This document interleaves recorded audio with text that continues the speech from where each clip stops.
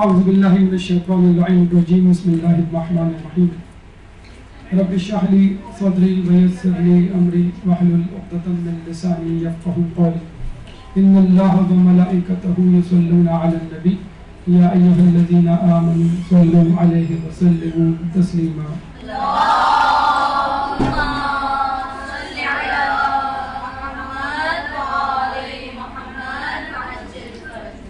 طب رضا اور جدید میڈیکل سائنس کے عنوان سے آج ہماری گفتگو ہے آپ کے سامنے. جیسا کہ آپ کو معلوم ہے سائنس جس طرح دن بدن ترقی کرتی چلی جا رہی ہے اس طرح سائنس کی دریافتیں اور نئے نئے انکشافات سامنے آتے جا رہے ہیں اور خصوصی طور پہ میڈیکل سائنس کا شعبہ بہت تیزی سے آگے بڑھتا ہوا دکھائی دے رہا ہے اور چونکہ اس کا بلا واسطہ تعلق خود انسان کی ذات سے ہے تو انسان کی کوشش اور جستجو کچھ زیادہ ہی انہماک سے اس شعبے کی طرف ہے. لیکن سائنس کی ترقی کے دور میں پھنس کر کچھ لوگ یہ بھول جاتے ہیں کہ اسلام ایک مکمل دین ہے, ایک مکمل ضابطہ حیات ہے کہ جس نے نہ صرف عبادات بلکہ انسان کی ضروریات زندگی جو دنیاوی طور پر اس پر لاحق ہوتی ہیں ان پہ بھی توجہ دی ہے اور انسان کی زندگی کو ہر پہلو سے مکمل, سہل اور ترقی یافتہ بنانے کی ہر دور میں کوشش کی ہے. اس حوالے سے طب اسلامی کا باقاعدہ ایک شعبہ, ایک میدان وجود میں آ چکا ہے کہ جس میں دین سے محبت کرنے والے اور دنیا کے ساتھ چلنے والے اس بات پر پوری توجہ دیتے ہیں کہ کس طرح اسلامی روایات کو ہم دنیاوی پہلو سے دیکھتے ہوئے اس جدید زندگی میں, اس جدید دور میں اپنے لیے فائدہ مند بنا سکے. طب اسلامی کے حوالے سے اس وقت مزید جو 3 فروعات ہمارے سامنے ہیں وہ ہیں طب نبوی, طب صادق اور طب رضا. طب نبوی میں رسول اکرم صلی اللہ علیہ وآلہ وسلم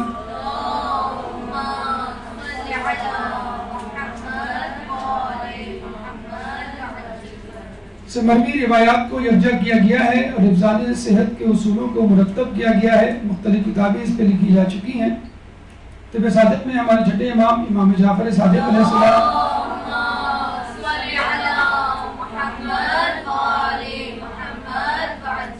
کی ذات گرامی سے متعلق روایات کو جن کا تعلق انسان کی صحت سے جمع کیا گیا ہے اور اس میدان میں بھی کئی کتابیں اور مقالات سامنے آ چکے ہیں. اور آخر میں طب رضا ہمارے 8ویں امام امام علی رضا علیہ السلام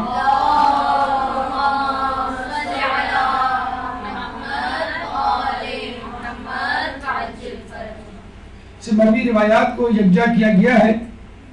اور یہ تینوں شعبجات یعنی رسول, چھٹے امام اور 8ویں امام سے مروی روایات جن کا تعلق انسان کی صحت سے ہے خود بحار الانوار کی 14ویں جلد میں موجود ہیں. اور چونکہ موضوع انتہائی وسیع ہے, اسلامی طب تو کیا کسی ایک معصوم سے مروی روایات پر مشتمل کسی ایک موضوع کا بھی کما حق احاطہ نہیں کیا جا سکتا. چنانچہ آج کی گفتگو میں طب رضا سے متعلق کچھ گفتگو کی جائے گی, بلکہ یوں سمجھ لیجئے طب رضا میں موجود چند نمونوں کو, چند نکات کو, چند حفظان صحت کو کے اصولوں کو آپ کے سامنے پیش کیا جائے گا.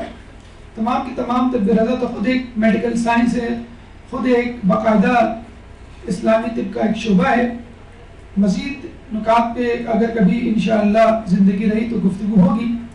طب رضا کے حوالے سے اس کے پس منظر کو پہلے سمجھ لیجئے کہ عبداللہ بن مامون جو کہ مامون کا بیٹا تھا, اس نے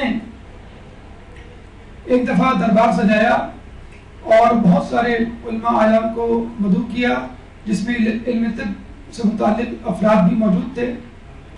اور اس محفل میں اس نے خود بھی عملی طور پہ حصہ لیا اور عنوان تھا انسانی جسم اور حفظان صحت کے اصول۔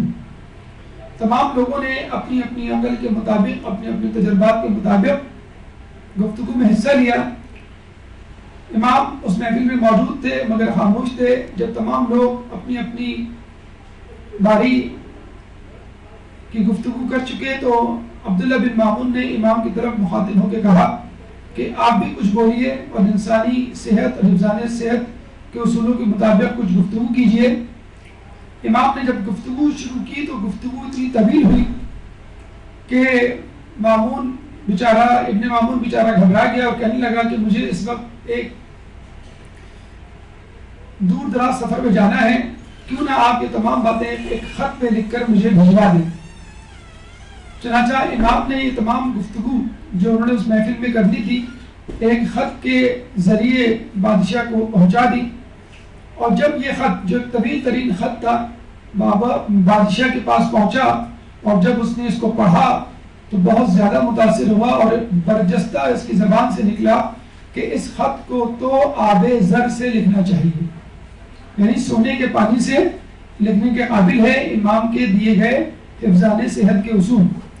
چنانچہ اس خط کو سونے کے پانی سے لکھا گیا اور وہ خط ذہبیہ کے نام سے مشہور ہوا، اور چونکہ بہت طویل خط تھا، تقریباً ایک کتاب کی صورت، یہ کتابچے کی صورت اختیار کر گیا، چنانچہ اس کو کتاب الذہب یا گولڈن بک یا میڈیکل ڈیزرٹیشن آف امام رضا علیہ السلام کے نام سے بھی یاد کیا جاتا ہے۔ مختلف کتابیں اس پہ لکھی جا چکی ہیں جس میں مختلف محققین، دانشوروں اور طبی ماہرین نے تشریحات نقش کی ہیں، اور خود یہ خط بحر الانوار کی 14ویں جلد بعنوان اسماء والعالم کے عنوان سے مل جائے گا۔ اس محفل میں جو جید طبیب شامل تھے اس میں یوحنا ابن معصمیہ، جبرائیل بن بختی اور حکیم صالح بن سلمہ، یہ 3 مشہور ترین طبیب اس محفل میں موجود تھے، اور وہ خود امام کی گفتگو کو سن کر دنگ رہ گئے، اور تمام لوگوں نے اقرار کیا کہ امام نے جو گفتگو کی ہے اس کے نزدیک ہماری گفتگو طفل مکتب سے کم نہیں۔ اور اس کے بعد باقاعدہ ایک سند حاصل ہو گئی امام کی گفتگو کو، حفظان صحت کے مرتب کردہ اصولوں کو۔ ہم یہاں پر فقط 12 نکات یا 12 اصول آپ کے سامنے پیش کریں گے جس میں امام نے اشارہ کیا ہے کہ یہ چیزیں کس طرح انسان کی صحت کے لیے مفید ہیں۔ سب سے پہلے ماں کا دودھ ایک بچے کے لیے اور اس کی آنے والی زندگی کے لیے کس طرح مفید ہے۔ دوسرے نمبر پہ سرکہ جو کھانوں میں استعمال ہوتا ہے کھٹاس کے لیے اور دیگر چیزوں کے لیے۔ انار بہت مشہور اور مفید لذیذ پھل۔ شہد ہر شخص کا جانا پہچانا مشروب۔ گلاب کا پھول بلا شبہ جنت اور دنیا کے پھولوں کا سردار۔ زیتون کا تیل نہایت قیمتی اور مفید تیل، حافظہ بڑھانے کے لیے، انسان کے لیے مفید تر چیزیں۔ گوشت کس طرح اہم ہے۔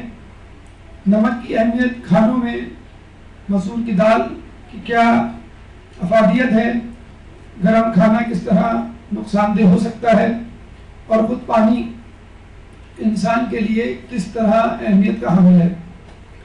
سب سے پہلے ماں کے دودھ کی طرف چلتے ہیں، اور اس میں سب سے پہلے امام کا قول، اس کے بعد سائنسی تشریحات۔ امام نے فرمایا کہ ماں کے دودھ سے بہتر بچے کی کوئی غذا نہیں، اور آج کل کی میڈیکل سائنس بھی یہی کہتی ہے کہ بچے کو 2 سال دودھ پلایا جائے۔ کچھ عرصے پہلے تک میڈیکل سائنس یہ کہا کرتی تھی کہ 1.5 سال یا 1 سال یا 6 مہینے، لیکن اب دوبارہ میڈیکل سائنس اس پہ واپس مطمئن اور متفق ہو چکی ہے کہ بچے کے لیے مکمل طور پہ 2 سال تک دودھ پلانا ضروری ہے۔ اور سورہ بقرہ کی آیت نمبر 233 بھی یہی کہتی ہوئی نظر آتی ہے، وَالْوَالِدَاتُ يُرْضِعْنَ أَوْلَادَهُنَّ حَوْلَيْنِ كَامِلَيْنِ۔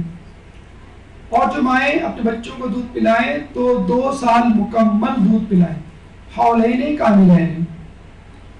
تو 2 سال کا لفظ اختیار کرنا، انتخاب کرنا، استعمال کرنا اس بات کی دلیل ہے کہ بچے کو 1 سال یا 6 مہینے نہیں بلکہ مکمل طور پہ 2 سال تک دودھ پلانا چاہیے. ہاں 6 مہینے بعد 4 مہینے بعد ٹھوس غذا کا استعمال کیا جا سکتا ہے دودھ کے ساتھ ساتھ. بچے کے لیے یہ دودھ کس طرح مفید ہے؟ سب سے پہلے تو ماں کے دودھ میں جو کیلشیم، جو غذائیت ہے، وہ خود بچے کے دانتوں کی بیماری کے لیے مفید ہے، یعنی اس کو دانتوں کی بیماری سے بچاتا ہے. آپ نے دیکھا ہوگا کہ آج کل کے بچوں میں ڈینٹل کیریز اور دانتوں کے امراض بہت زیادہ ہو گئے، اس سے پہلے نہیں ہوا کرتے تھے. بچوں میں آج کل دوائیوں کا استعمال، بچوں کا بار بار بیمار پڑنا اس بات کی دلیل ہے کہ بچے کی غذائیت میں کچھ کمی ہے. اور سب سے اہم کمی خود ماں کا دودھ ہے. کہتے ہیں کہ ماں کے دودھ میں ایک اہم اینٹی باڈی ہوتی ہے، IgA اینٹی باڈی، جو کہ کسی بھی کمرشل دودھ میں نہیں ہو سکتی، کیونکہ خود اینٹی باڈیز کی ایک ڈوز 2-2.5 ہزار روپے کی ہوتی ہے. یعنی ایک وقت اگر ماں کے دودھ میں جو اینٹی باڈیز ہے اس کو کسی طرح ایکسٹریکٹ کر کے مارکیٹ میں بیچا جائے تو وہ 2-2.5 ہزار کا نسخہ ہے. تو بعد اندازہ لگا لیجئے کہ ماں اگر فرض کر لیں کہ 10 مرتبہ دودھ پلاتی ہے تو 20,000 کی اینٹی باڈیز وہ بچے کو دیتی ہے. جبکہ فارماسیوٹیکل کمپنی میں جو کمرشل طور پہ اویلیبل ملک فارمولے ہیں اس میں کسی میں بھی اینٹی باڈیز یہ موجود نہیں ہے، اور ہو ہی نہیں سکتی. خود دودھ کا ڈبہ ہی 2-2.5 ہزار روپے کا ہوتا ہے، تو اس میں اینٹی باڈیز ڈال کے تو وہ ڈبہ جو ہے وہ ہزاروں کا. پتہ چلا کراچی میں موبائل کی جگہ دودھ کے ڈبے چھلنے شروع ہو گئے. تو الرجی سے بچاتی ہے. کاؤ ملک الرجی ایک الرجی ہے کہ جو گائے کے دودھ سے پیدا ہوتی ہے اکثر بچوں کو. تو کیونکہ ماں کا دودھ جو ہے ہیومن اسپیسیفک ہے، تو ماں کے دودھ میں کبھی بھی کسی بھی قسم کی الرجی نہیں ہو سکتی، کیونکہ ہیومن ٹو ہیومن ٹرانسفر ہے. جبکہ کاؤ ملک یا گائے کا دودھ، بھینس کا دودھ یا اونٹنی کا دودھ، کسی کا بھی دودھ، وہ اینیمل اسپیسیفک ہے، اور وہ ہیومن باڈی میں جب جائے گا تو کچھ نہ کچھ الرجی باہر کرے گا. ماں کا دودھ جو ہے خود بچے کو موٹاپے سے بچاتا ہے. آج کل کے جو بچے اوور ویٹ ہونے کا شکار ہیں وہ یہی وجہ ہے کہ جو دنیاوی اور فارمولا ملک ہوتے ہیں اس میں کیلوریز بہت زیادہ ہوتی ہیں.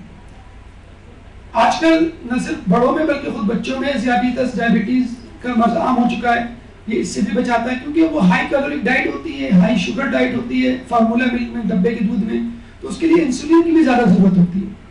چنانچہ بچے کی انسولین بڑے ہونے سے پہلے ہی ختم ہو جاتی ہے. حتیٰ کہ بچوں کو جو بلڈ پریشر ہوتا ہے بعض اوقات عموماً بہت کم ہے، لیکن اگر ہوتا ہے تو وہ بھی اس وجہ سے کہ سالٹ کی تعداد، سالٹ کی مقدار فارمولا ملک میں، ڈبے کے دودھ میں زیادہ ہوتی ہے. اور خود جو ماں سے دوری اختیار کرتا ہے ڈبے کے دودھ کی صورت میں، کہ ماں جو ہے وہ ٹی وی دیکھ رہی ہے، بچہ جھولے میں دودھ کی بوتل پکڑ کے بیٹھا ہوا ہے، تو ماں کے جسم سے، اس کے وجود سے جو دوری ہے بچے میں، وہ محبت نہیں پیدا ہو پاتی آنے والے ایام میں، جس سے بچہ نفسیاتی مریض بھی بن سکتا ہے. اور یہ بھی دیکھا گیا ہے کہ جن بچوں کا امتحان لیا گیا، آئی کیو ٹیسٹ کیا گیا، ان بچوں کا آئی کیو ٹیسٹ زیادہ آیا، یعنی ان کا سکور زیادہ تھا جنہوں نے بچپن میں ماں کا دودھ پیا تھا، بنسبت ان بچوں کے جنہوں نے ڈبے کا دودھ پیا تھا. خود ماں کے لیے کتنا ضروری ہے. فیملی پلاننگ کے حوالے سے لوگ مختلف قسم کے طریقے اپناتے ہیں. بریسٹ فیڈنگ خود ایک نیچرل فیملی پلاننگ کا طریقہ ہے جس میں ہارمونل بیلنس اس طرح ہو جاتا ہے کہ ماں کو یا باپ کو یا ماں باپ دونوں کو کسی بھی قسم کی فیملی پلاننگ کے طریقے کا سہارا نہیں لینا پڑتا. وہ ایک نیچرل فینومینا ہے جس کے ذریعے برتھ اسپیسنگ ہو جاتی ہے. ماں کو بچے کی پیدائش کے بعد موٹاپے کا بہت خیال ہوتا ہے، اپنی فکر ہوتی ہے اپنی فگر کی. تو جو موٹاپے کی امید یا جسے کہتے ہیں کہ امکان موجود ہوتا ہے ڈبے کے دودھ کی وجہ سے، وہ کم ہو جاتا ہے. ماں اگر اپنا دودھ پلائے گی تو اس میں وہ موٹاپا نہیں ہوگا کہ جو کہ ڈبے سے دودھ پلانے والی ماں کو ہوتا ہے، کیونکہ اس کے جسم میں ملک تو بدستور بن رہا ہوتا ہے، اور وہ ملک بعد میں ماں کے موٹاپے کی صورت میں ظاہر ہوتا ہے اگر وہ بچے کو دودھ نہ پلائے. خود ماں کے لیے بریسٹ کینسر اور یوٹرائن کینسر، رحم کا کینسر، اینڈومیٹریم کینسر، یہ تمام کینسر جو ہے وہ بہت عام ہوتے چلے جا رہے ہیں. اور جو مائیں دودھ پلاتی ہیں ان کو بریسٹ کینسر اور یوٹرائن کینسر نہیں ہوتا. پریگننسی اور پریگننسی کے بعد اسپیشلی ڈیلیوری کے بعد مائیں کچھ عرصے ڈپریشن کا شکار رہتی ہیں، تنہائی کا شکار ہوتی ہیں، ایک اپنے آپ کو بیمار شخص تصور کرتی ہیں. لیکن جب یہی ماں اپنے بچے کو دودھ پلاتی ہے تو اس کے ذہن سے نفسیاتی طور پہ ڈپریشن کا جو مرض ہے وہ ختم ہو جاتا ہے. اور جو محبت انسیت پیدا ہوتی ہے ماں کو، وہ ڈبے کے دودھ پلانے کی وجہ سے نہیں ہوتی. آپ نے اکثر ماؤں کو یہ تک کہتے ہوئے دیکھا ہوگا آج کل کی چھٹیاں ہو گئی، اب یہ بچے ادھم چوپڑی کریں گے اور روزانہ میری جان کھائیں گے. کوئی ایسا سمر کیمپ مجھے بتلا دو کہ بچہ صبح جائے رات کو آئے. بڑا بھی صبح جاتا ہے اور شام کو 5 بجے آتا ہے، بچے کا باپ یہ بھی صبح جائے اور شام کو آئے تاکہ میں اپنے مارننگ شو، ایوننگ شو اور ہر قسم کے ڈرامے جو ہوں ان سے استفادہ کر سکوں. تو یہ جو دوری ہے، یہ جو وہ فاصلہ ہے، وہ صرف اس وجہ سے ہے کہ بریسٹ فیڈنگ کی وجہ سے ماں اور بچی میں وہ تعلق نہیں پیدا ہو پا رہا. ہم جو کہتے ہیں جنریشن گیپ، اصل میں جنریشن گیپ کو ہوا دینے والی خود ماں ہے، اس کو پیدا کرنے والی جنریشن گیپ کو خود ماں ہے کہ جس نے بچے کو چسنی اور بوتل پکڑا کے اپنے آپ کو اس سے دور کر لیا. خود باپ کے لیے کتنا ضروری ہے ماں اپنے بچے کو دودھ پلانا. کہتے ہیں کہ جو مائیں اپنے بچوں کو فارمولا ملک ڈبے کا دودھ دیتی ہیں ان کے اوپر $1600 کا خرچہ آتا ہے پر ایئر، یا کچھ لوگوں کے مطابق 2 سالوں میں، جو کہ 1,60,000 روپے پاکستانی بنتا ہے. یہی اماؤنٹ آپ اپنے کچن یا اپنے گھر کے بجٹ میں استعمال کر سکتے ہیں. بلکہ جب امریکہ میں ریسرچ کی گئی تو پتہ چلا کہ امریکہ کے ہاسپٹل میں بچے کی پیدائش کے بعد جو شروع کے 6 مہینے ہیں اس میں $68,000 کا خرچہ ہاسپٹل کو آیا ان بچوں کی وجہ سے جو کہ بریسٹ فیڈنگ نہیں کر رہے تھے اور فارمولا ملک لے رہے تھے. کیونکہ فارمولا ملک پہلے پینے والے میں نے آپ کو بتایا وہ الرجی کا بھی شکار ہیں، انفیکشن کا بھی شکار ہیں، وہ دیگر بیماریوں کا بھی شکار ہیں. ان بچوں کے مقابلے میں کہ جو ماؤں کا دودھ پی رہے ہیں 6 مہینوں میں ان کے جتنے وزٹس ہوئے یعنی کم وزٹس ہوئے اس کی وجہ سے ہاسپٹل کو صرف $4,000 برداشت کرنے پڑے. تو کہاں $68,000 اور کہاں $4,000. تو جن ہاسپٹل میں ان بچوں کی آمد و رفت زیادہ رہی، جنہوں نے فارمولا مل ڈبے کا دودھ پیا، وہ ہاسپٹل کے بجٹ میں $68,000 کے اضافے کا سبب بنے، اور جن بچوں نے ماؤں کا دودھ پیا وہ فقط $4,000 6 مہینوں میں خرچے کا سبب بنے. تو بچے کا ماں کا دودھ پینا خود اس کے ہاسپٹل وزٹس کم کرتا ہے. یعنی 6 مہینوں میں شروع کے اسپیشلی جب بچہ ایکسکلوسیولی بریسٹ فیڈنگ پر ہوتا ہے اس دوران بچہ عموماً انفیکشن کا، ڈائریا کا، الرجی کا شکار کم ہوتا ہے بنسبت ان بچوں کے جو کہ فارمولا ملک یا ڈبے کے دودھ پر جی رہے ہوتے ہیں. اب آئیے ایمان کے ایک دوسرے نقطے جو کہ متعلق ہے سرکے کے لیے. سرکے کے بارے میں امام فرماتے ہیں سرکہ بہترین غذا ہے، جس گھر میں سرکہ ہوگا اس کے اہل خانہ کبھی محتاج نہ ہوں گے. عموماً چائنیز ریسٹورنٹ میں لوگ جب جاتے ہیں یا چائنیز کھاتے ہیں شاشیک یا جلفریزی یا چکن کارن سوپ تو اکثر ہی آپ نے دیکھا ہوگا ونیگر کی بوٹل جو ہے کھٹاس لانے کے لیے دی جاتی ہے، آپ کے ٹیبل پہ رکھی جاتی ہے. جس طرح ہم لوگ لیمو کا جوس یا لیمو کے قطرے استعمال کرتے ہیں، چند قطرے ٹپکاتے ہیں سلاد میں یا سالن میں یا چاول پہ جو بھی ہم کھا رہے ہوتے ہیں، اس سے کھٹاس پیدا ہو جاتی ہے. تو سرکہ بھی اسی طرح کی ایک چیز ہے. اور سرکے کے لیے ایک عجیب بات یہ ہے کہ یہ فرمنٹیشن آف ایتھنال یعنی وائن، شراب کی فرمنٹیشن کر دیں آپ تو اس سے وجود میں آتا ہے. آپ نے یہ اکثر مثال بھی سنی ہوگی توضیح المسائل میں، جس کو ہم کہتے ہیں انقلاب. جو 12 مطہرات ہیں اس میں ایک انقلاب بھی ہے، یعنی چیز کی حیت تبدیل ہو جائے، یعنی شراب سرکے میں تبدیل ہو جائے تو وہ پاک ہو جائے گی. پاک نہ صرف پاک ہو جائے گی بلکہ کھانے پینے کے قابل بھی ہو جائے گی. تو ایکچولی جب شراب سرکے میں تبدیل ہوتی ہے فرمنٹیشن آف ایتھنال، شراب کی فرمنٹیشن ہو جاتی ہے اور اب وہ ایسیٹک ایسڈ میں تبدیل ہو چکی ہوتی ہے. اب اس کو آپ کھا بھی سکتے ہیں، وہ نجس نہیں رہی. تو سرکہ انسان کے جسم کے لیے بہت ساری بیماریوں کا علاج ہے. جیسے کیل مہاسے اکثر نوجوان ٹین ایجرز کے چہروں پہ نکل آتے ہیں وہ اگر سرکے کا استعمال کریں تو کی محاذ ختم ہو سکتے ہیں. گردے کی پتھری والے افراد اپنے گردے کی پتھری کو ڈیزالو حل کرنے کے لیے سرکے کا استعمال کر سکتے ہیں. ذیابیطس کے افراد سرکے سے اپنی بیماری کا علاج کر سکتے ہیں. بلڈ پریشر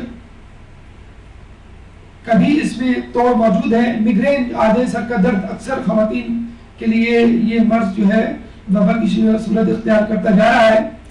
تو میگرین کے لیے بھی اگر مستقل طور پہ سرکے کا استعمال کیا جائے بجائے اس کے کہ کسی گولی کو مستقل طور پہ کھایا جائے بہتر ہے. اچھا خود سرکے کو صفائی کے لیے بھی مطلب اس طرح آپ کوئی سلوشن استعمال کرتی ہیں شیشے کی صفائی کے لیے تو سرکے کے ونیگر کے اسپرے بھی آتے ہیں جس کو آپ شیشے پہ گلاس پہ اور ٹیبل پہ چھڑکیں اور پھر کپڑے سے پوچھ لیں کسی ڈسٹر سے تو وہ چیز چمک جاتی ہے. واش روم کے فلشز وغیرہ کے لیے استعمال کے لیے بھی سرکہ بہترین ہے. تو نہ صرف انسان کی صحت کے لیے بلکہ گھر کی صفائی کے لیے بھی سرکے کو آپ استعمال کر سکتی ہیں اور انسان کبھی محتاج نہیں ہوگا. تیسرا نقطہ انار کے لیے ہے. بڑا لذیذ اور مشہور پھل لیکن ساتھ ساتھ کافی مہنگا پھل بھی. امام فرماتے ہیں کہ انار میں ایک دانہ جنت کا ہوتا ہے. اتنا قیمتی پھل ہے کہ ایک نہ ایک دانہ جو ہے وہ جنت کا ضرور ہوگا. اسی لیے کہا جاتا ہے کہ اگر کوئی شخص انار کھائے تو پورا انار کھائے. اس میں شیئرنگ اسکیئرنگ والا معاملہ نہیں چلے گا. اگر آپ کو کرنی ہے شیئرنگ تو ہر کسی کے لیے ایک ایک انار لے آئیں. مہنگا پھل ہے لیکن اب آپ اس کے فائدے سنیں گے تو آپ اس کے لیے پیسہ خرچ کرنے سے نہیں ڈریں گے. قرآن میں خدا فرماتا ہے وَكُلُوا وَالزَّيْتُونَ وَالرُّمَّانَ. جب خدا انار اور زیتون کے کھانے کا مشورہ دے رہا ہے تو یقیناً زیتون اور انار میں کوئی نہ کوئی ایسی خوبی کوئی نہ کوئی ایسی بات ہوگی کہ جس کی وجہ سے اللہ تعالیٰ اس کو کھانے کا کہہ رہا ہے. اور یہی نہیں, جنت میں جو باغات ہیں, جنت میں جو نعمتیں ہیں اس میں بھی رمان یعنی انار موجود ہے. فیہما فاکہۃ ونخل ورمان. اور انہی میں یعنی انہی باغات میں کھجور کے درخت بھی ہیں, میوجات بھی ہیں اور انار کے پھل بھی ہیں. تو وہ پھل جو کہ جنت کے لیے منتخب کیا جا چکا ہو یقیناً اس میں کوئی نہ کوئی فائدہ کوئی نہ کوئی بھلائی ہوگی. اور بی بی سیدہ سلام اللہ علیہ کے حوالے سے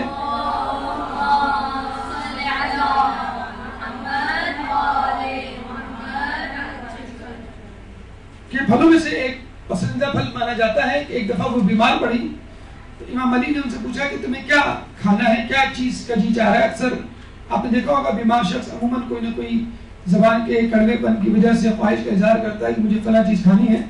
بی بی سیدہ نے جواب نہیں دیا لیکن جب امام نے بہت زیادہ اصرار کیا تو بی بی نے انار کا کہا. تو یقیناً اگر بی بی اس کو پسند کرتی ہیں کھانا اور خدا خود قرآن میں اس کا ذکر کرتا ہے اور امام خود انار کی افادیت بنوار ہیں تو اس پھل میں یقیناً ہمارے لیے کوئی نہ کوئی اہم پہلو کوئی نہ کوئی فائدہ ہوگا. کہتے ہیں کہ بچوں کو اگر انار کھلایا جائے تو جلد ہی ان کی زبان صاف ہو جاتی ہے, یعنی تتلاہٹ ہکلاہٹ کا بچے شکار نہیں ہوتے, جلدی بولنا سیکھ جاتے ہیں. اچھا ایک تو ہوتا ہے انار کا چھلکا اور ایک ہوتا ہے انار کی جھلی جو کہ انار کے دانوں کے اوپر لگی ہوئی ہوتی ہے. چھلکا باہر ہوتا ہے وہ یقیناً کھانے والی چیز نہیں ہے, نہیں کھا سکتے اس کو, لیکن اس کے اندر جو دانے ہوتے ہیں ان کے اوپر ایک پتلی سی جھلی ہوتی ہے. اکثر لوگ اس جھلی کو ہٹا دیتے ہیں. جیسے آپ نے دیکھا ہوگا موسمبی کے اندر ایک فائبر کی جھلی ہوتی ہے, لوگ اس کو بھی ہٹا دیتے ہیں. تو ان چیزوں کو جن کو کھایا جا سکتا ہے ان کو نہ ہٹایا جائے. بہت زیادہ ہو سکتا ہے اس طرح کا ٹیسٹ نہ ہو جس طرح پھل کا ہوتا ہے. اس کے لیے کہا جاتا ہے کہ اگر آدمی جھلی سمیت انار کے دانوں کو کھائے تو اس کی معدے کے لیے بہت مفید ہے. اس کو گیس کا پرابلم, اس کو قبض کا, اس کو دست کا اور پیٹ میں درد کا مسئلہ حل ہو جائے گا. جو آج کل آپ نے دیکھا ہوگا بسیار خوری اور غلط سلط چیزوں کے کھانے کی وجہ سے انسان آج کل معدے کی بیماریوں میں بہت زیادہ مبتلا ہو رہا ہے. کینسر تک کے مرض کا علاج ہے اس انار میں. شریانوں کا دوبارہ کھلنا یہ بہت اہم مسئلہ ہے اور آپ نے دیکھا ہوگا کہ آج کل بڑی بڑی کم عمر کے بچے ٹین ایجرز جو ہیں وہ ہارٹ اٹیک کا شکار ہو. ابھی ڈان میں ایک آرٹیکل چھپا تھا جس میں بتلایا گیا تھا کہ کراچی کے پاکستان کے شہر میں باقاعدہ کانفرنس ہوئی جس میں پاکستان بھر کے کنسلٹنٹس آئے، ڈاکٹرز آئے. انہوں نے بتلایا کہ ہارٹ اٹیک کا مرض جو ہے، دل کے امراض جو ہے وہ 19 سال سے 26 سال کے بچوں یعنی نوجوانوں کو ہو رہے. 19 سال. اس کی وجہ کیا بتائی گئی؟ سگریٹ نوشی. اس کی کیا وجہ بتائی گئی؟ سیڈنٹری لائف اسٹائل، یعنی بچوں نے کھیلنا کودنا بند کر دیا، ٹی وی کے آگے، انٹرنیٹ کے آگے، ویڈیو گیمز کے آگے، موبائل کے آگے بیٹھے رہتے ہیں، ٹیبلٹ لیپ ٹاپس کے آگے. اور ان کو چاہے بلیٹ کھیلنا ہو، چاہے لوڈو کھیلنا ہو، چاہے فٹ بال کھیلنا ہو، چاہے کچھ بھی کھیلنا ہو، کرکٹ وغیرہ، وہ سب لیپ ٹاپس پہ انٹرنیٹ گیمز کی صورت میں موجود ہے. تو بچوں کی فزیکل ایکٹیویٹی بالکل ختم ہوتی جا رہی ہے. پھر جنک فوڈ نے ہمارا ایک مسئلہ بہت بڑا کھڑا کیا ہوا ہے. فرینچ فرائز ہیں، برگر ہیں، بروسٹ ہیں، جس میں فیٹی فوڈ، فیٹی میل شامل ہوتا ہے. اس سے ہوتا کیا ہے کہ اضافی چیز، ایک تو خود چکنائی ہم کھا رہے ہیں. ایک صاحب سے ہم گفتگو کر رہے تھے کہ پیزا میں ہوتا کیا ہے سوائے چیز کے. تو کہہ رہے چیز ہی تو کھانے کی چیز ہے. تو ہم نے کہا بھائی چیز ایک بٹر ہے، ایک مکھن ہے، ایک چکنائی والی چیز ہے، اس کو کھا کے آپ کے بدن کو کیا فائدہ ہوگا؟ اگر ہم برصغیر کے رہنے والوں پہ یہ الزام دیا جاتا ہے کہ اب اسپائسی فوڈ بہت کھاتے ہیں، تو بھائی یہ امریکہ اور یورپ والے بھی فیٹی فوڈ بہت کھاتے ہیں. تو پیزا میں دیکھا جائے چیز کے علاوہ ہے کیا؟ آدھا تو تقریباً چیز ہوتا ہے اس میں. تو ہوتا کیا ہے، یہ چیز یا یہ چکنائی آپ کی شریانوں میں جا کے جم جاتی ہے، جس کی وجہ سے آپ کی شریانیں سکڑ جاتی ہیں، پہلے وقتی طور پہ، پھر دائمی طور پہ. اور ایک وقت آتا ہے کہ یہ شریانیں اتنی سکڑ جاتی ہیں کہ خون کا بہاؤ رک جاتا ہے دل کی طرف، خصوصی طور پہ دل میں.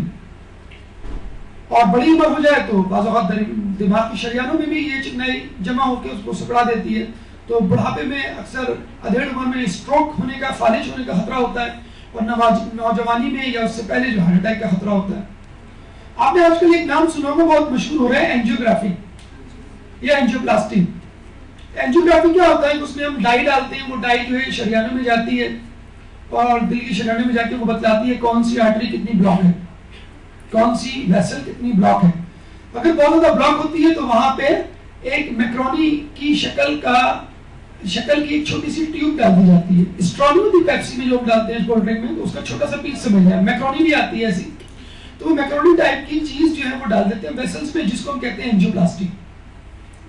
تو وہ کیا ہوتا ہے، وہ آرٹری کو وہ بلاک کر دیتا ہے. ہماری کنسلٹنٹ سے بات ہوئی تو ہم نے اس سے پوچھا کہ جب آپ اینجیوپلاسٹی کرتے ہیں یعنی وہ اسٹینٹ ڈالتے ہیں، تو کیا آرٹری اپنی شکل پہ واپس چلی جاتی ہے؟ تو کہتے نہیں، آرٹری مزید نہیں سکڑے گی، وہ خون کی نالی مزید سکڑے گی نہیں، بس اسی شکل میں رہے گی. تو دیکھا جائے یہ بیماری کا علاج نہیں ہے، یہ تو آپ نے بیماری کو ایک سٹیج پہ ٹھہرا دیا. جیسے شوگر کا مریض ہے، اس کو آپ نے ڈیونیل یا انسولین لگا کے کہہ دیا کہ بس ٹھیک ہے اب آپ کو استعمال کرنی ہے عمر بھر. یا بلڈ پریشر کے مریض کو آپ نے گولیاں دے دی اور کہا یہ استعمال کرنا ہے عمر بھر. تو یہ بیماری کے لیے کیور نہیں ہے، بیماری کو آپ نے اس جگہ ٹھہرا دیا. تو جب چکنائی یا اضافی کھانے کی وجہ سے بننے والی چکنائی، ایک تو وہ چکنائی ہوتی ہے جو ہم کھا رہے ہوتے ہیں، اور ایک وہ چکنائی ہوتی ہے جو آپ کی بسیار خوری، اوور ایٹنگ کی وجہ سے آپ کے جسم میں وجود میں آتی ہے. ایکسٹرا کیلوریز، ایکسٹرا فوڈ آپ کے جسم میں چکنائی کی صورت میں جمع ہوتی ہے اور شریانوں میں جا کے ڈمپ ہو جاتی ہے، اس کو سکڑا دیتی ہے. تو وہ دوبارہ شریان یا خون کی نالی اپنی پرانی صورت میں نہیں جائے گی. اگر وہ سکڑ گئی تو سکڑ گئی، پھیلے گی نہیں. ہمارے لوگ پھیل جاتے ہیں تو پھر پھیلے رہتے ہیں، سکڑتے نہیں ہیں. تو نالیاں جو ہے وہ سکڑتی ہے تو پھیلتی نہیں ہے. تو یہ جو انہار ہے یہ ریورس ایتھروسکلیروسس کرتا ہے، یعنی خون کی نالی کو جو سکڑ گئی ہے دوبارہ اپنی پھیلاؤ والی حالت میں، پرانی حالت میں لے جاتا ہے. تو کتنی اچھی بات ہے اور کتنا جسے کہتے ہیں کہ ایک دھماکہ خیز انکشاف ہے جو دل کے امراض والوں کے لیے اور دیگر لوگوں کے لیے ہے کہ انار سے آپ کی خون کی نالیاں جو سکڑ گئی ہیں دوبارہ پرانی حالت میں واپس جا سکتی ہیں. ذیابیطس، ڈائبٹیز کے لیے اکثیر ہے، جوڑوں کے درد کے لیے اکثیر ہے. اچھا اگر آپ غور کریں، ابھی تک ہم نے جو 2-3 وہ پڑھے فائدے مختلف چیزوں کے، انشاءاللہ آگے بھی پڑھیں گے، تو بار بار ذیابیطس یعنی ڈائبٹیز، بلڈ پریشر، جوڑوں کا درد، ان تینوں کا تذکرہ بہت آئے گا. اور آپ دیکھ لیجئے ان تینوں ہی کے امراض ہماری معاشرے میں اس وقت سب سے زیادہ ہے. ڈائبٹیز کتنی تیزی سے پھیل رہا ہے، ہائی بلڈ پریشر کتنی تیزی سے پھیل رہا ہے، جوڑوں کا درد روزانہ ایک نئی کرسی کا اضافہ ہو جاتا ہے مسجد میں کہ فلاں صاحب اب جوڑوں کے درد میں مبتلا ہو گئے, اب وہ بیٹھ نہیں سکتے اور وہ کرسی پہ بیٹھیں گے. تو اب یہ لگتا ہے کہ دریاں بچھائی جائیں گی باقاعدہ لوگوں کے لیے جو بیٹھ کے نماز پڑھ سکتے ہیں, ورنہ زیادہ تر لوگ جو ہے وہ کرسی پہ بیٹھ کے نماز پڑھا کریں گے. تو یہ سب اس وجہ سے ہے کہ ہم نے نیچرل فوڈ, نیچرل ریسورسز کو بالکل خیر آباد کہہ دیا ہے. ہمارے بچوں کو آپ چاکلیٹ کھلاتے ہیں, وہ بڑے مزے سے اس کو قبول کریں گے. بچے کو کیلا کھلائیں, آم کھلائیں, انار کھلائیں تو وہ اس کو دوا سمجھے گا. تو خود بھی اس میں ہماری بھی کوتاہی ہے کہ ہم نے کولڈ ڈرنکس کو جو ہے وہ بہت زیادہ مقام دے دیا ہے. شہد اور دودھ کو بالکل جسے کہتے ہیں کہ پیچھے چھوڑ دیا ہے. بچے دودھ پینے کی بجائے ایک زمانے میں بچوں کو دودھ پلا کے سلایا جاتا تھا. بچے روزانہ کسی ایک کولڈ ڈرنک کے بغیر گزارا نہیں کرتے تھے. اسی طرح چاکلیٹ میں اتنی زیادہ مٹھاس ہوتی ہے کہ اگر اس کو آپ کوئی پھل کھلائیں گے تو اس کو پھیکا معلوم ہوگا.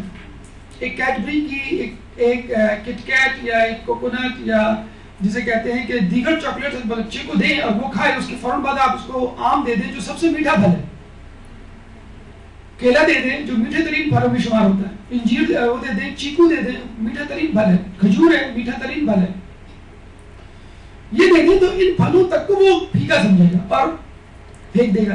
اچھا اب یہ بات جو آپ ابھی سوال آپ کے ذہن میں آتا ہوگا کہ اگر یہ اتنے بڑے بڑے انکشافات ہیں کہ ریورس اسکلیروسس کر دے گا, شریان اپنی جگہ واپس چلی جائے گی, دل کا اٹیک نہیں ہوگا, یہ انگریزوں کو کیوں نہیں معلوم, وہ کیوں نہیں بتاتے؟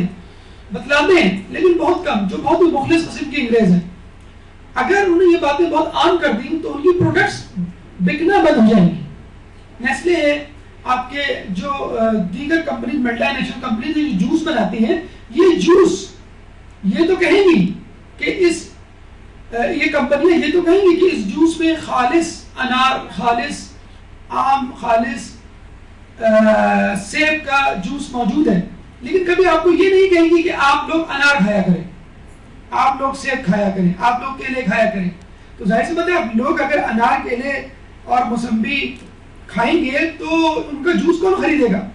رانی جوس سعودیہ میں کتنا مشہور ہے, جو حج پہ عمرے پہ گئے ہوں گے وہ کتنا پی کے آئے ہوں جسے کہتے ہیں وہاں پہ. باقاعدہ اس کو آپ پیے تو آخر میں ڈبے میں سے موسمبی کے پیسز نکلتے ہیں. باقاعدہ اس میں بتایا جاتا ہے, ٹی وی پہ جو ایڈورٹیزمنٹس آتے ہیں مختلف جوس کے, بتایا جاتا ہے کہ بھی دیکھیں یہ پھل درخت سے ٹوٹ کے گرا اور ڈائریکٹ اسی ڈبے میں ہی گر گیا, جلدی سے آپ ڈبہ خرید لیں. یہ کبھی نہیں کہا جائے گا کہ آپ جائیں درخت سے توڑ کر اس کو, پروفٹ یوسف کی مووی دیکھ رہے تھے تو بادشاہ جو ہے اس کا غلام جو ہے وہ انگور کے خوشے کو پریس کر کے باقاعدہ فریش جوس پلا رہا تھا بادشاہ کو. یہاں تو جو بیمار پڑ جائے اس کو انگور دیتے ہیں. ہاں آپ اسی انگور کا جوس ملٹی نیشنل کا لا کے دے دیں, کولڈ ڈرنک دے دیں, وہ بالکل شوق سے پی لے گا. تو یقین کیجئے اب یہ جو میں آپ کو بتاؤں نام ہمیں لینا پڑ جاتا ہے, اس میں آپ کہیں گے شاید آپ کی کسی کمپنی سے انبن ہو گئی ہے. یہ جو ریڈ کلر کا آج کل وہ آیا ہوا ہے جوس ڈرنک اسٹنگ, تو یقین کہیں اس میں کیا ہے, مطلب جو کمپنی میں کام کرنے والے وہ خود بتاتے ہیں ہم 10 چمچے چینی ڈالتے ہیں اور ایک لال رنگ کا کیمیکل. وہ بوری کاکا ہمارے لیے زیادہ بہتر ہیں جو بولڈن مارکیٹ پہ کیمیکل بیچتے ہیں جس سے ہم محرم کی شربت بناتے ہیں, تو وہ اسٹنگ کا شربت اس سے بنتا ہے اور کچھ بھی نہیں ہے اس میں. ریڈ بل ہے اور جتنے بھی انرجی ڈرنکس ہیں ان کے نام پر بیوقوف بنایا جا رہا ہے. اسٹیرائڈ ملا دیا تھوڑا سا, انرجی آپ کو آ جائے گی, شوگر ملا دی, کیمیکل ٹیسٹ کے لیے ملا دیا, جتنے بھی ڈرنکس ہیں ان کا بھی یہ حال ہے. اچھا اس میں ایک بات بہرحال ہم میں کامن ہے, ایک ٹیسٹ ہے جو زبان پہ رہ جاتا ہے.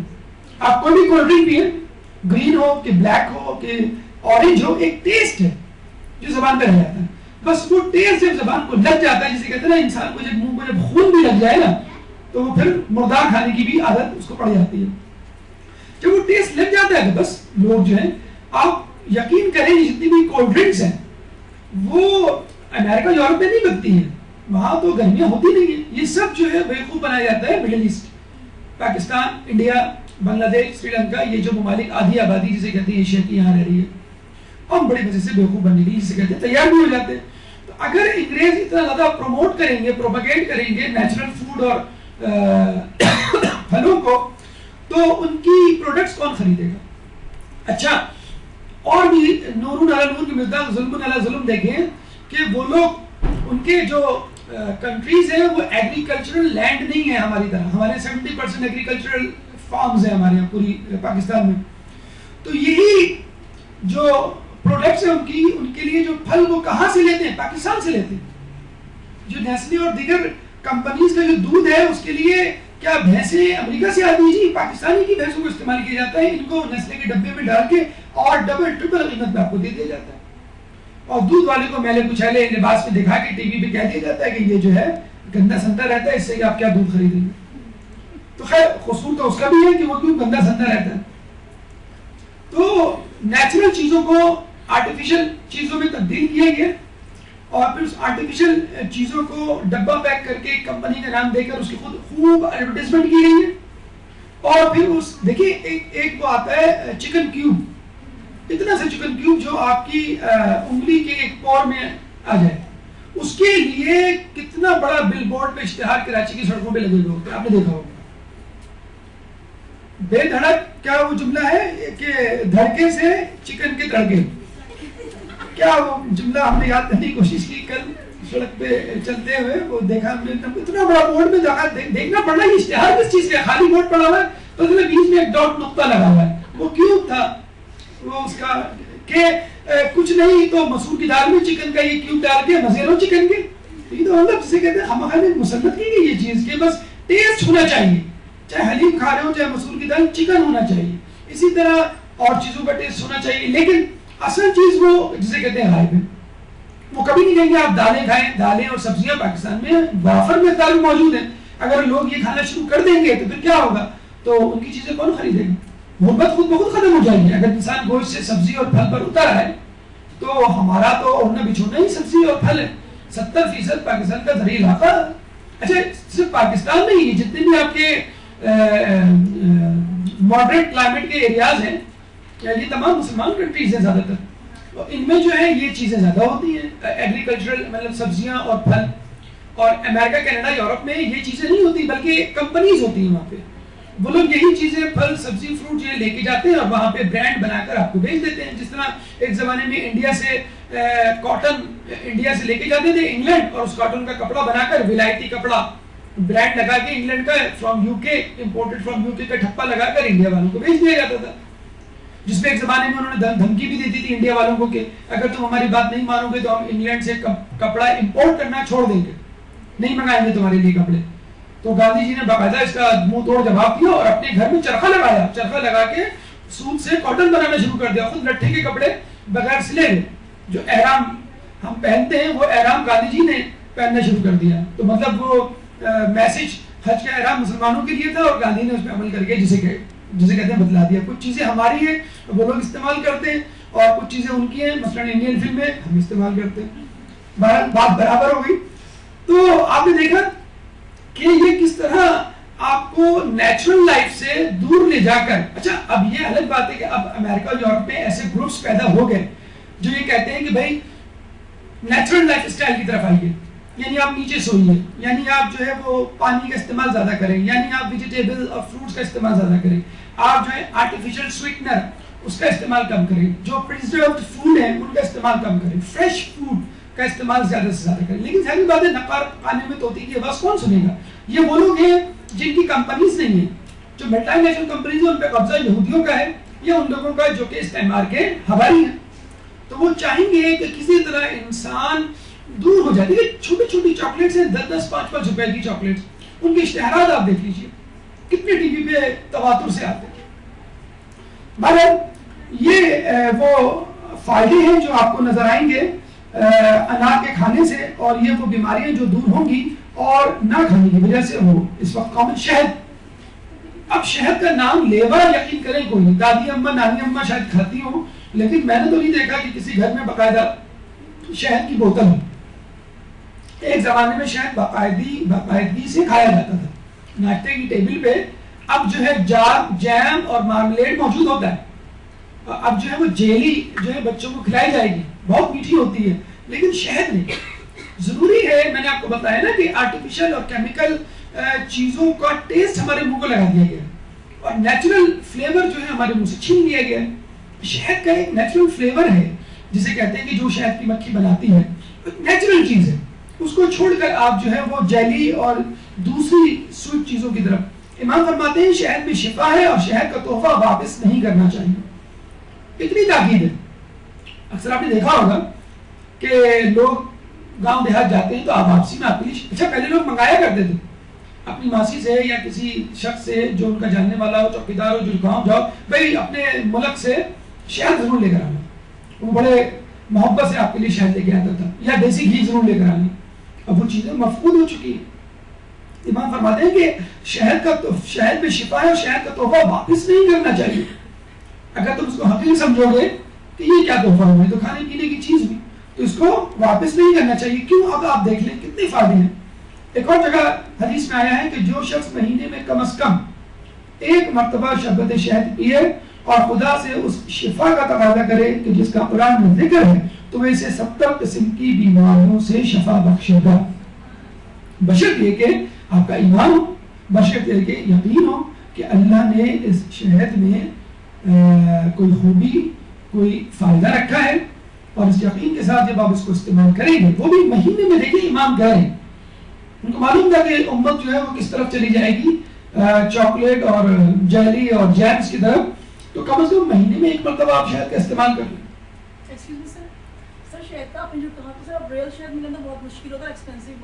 جی اس کا جواب دیتے ہیں, آپ لکھ لیں اس کو. تو اب اس کا جواب آ جائے گا کہ ایکچوئل اور ریئل شہد کی کیا پہچان ہے. 70 قسم کی بیماریوں سے اللہ تعالیٰ آپ کو شفا بخش دے گا.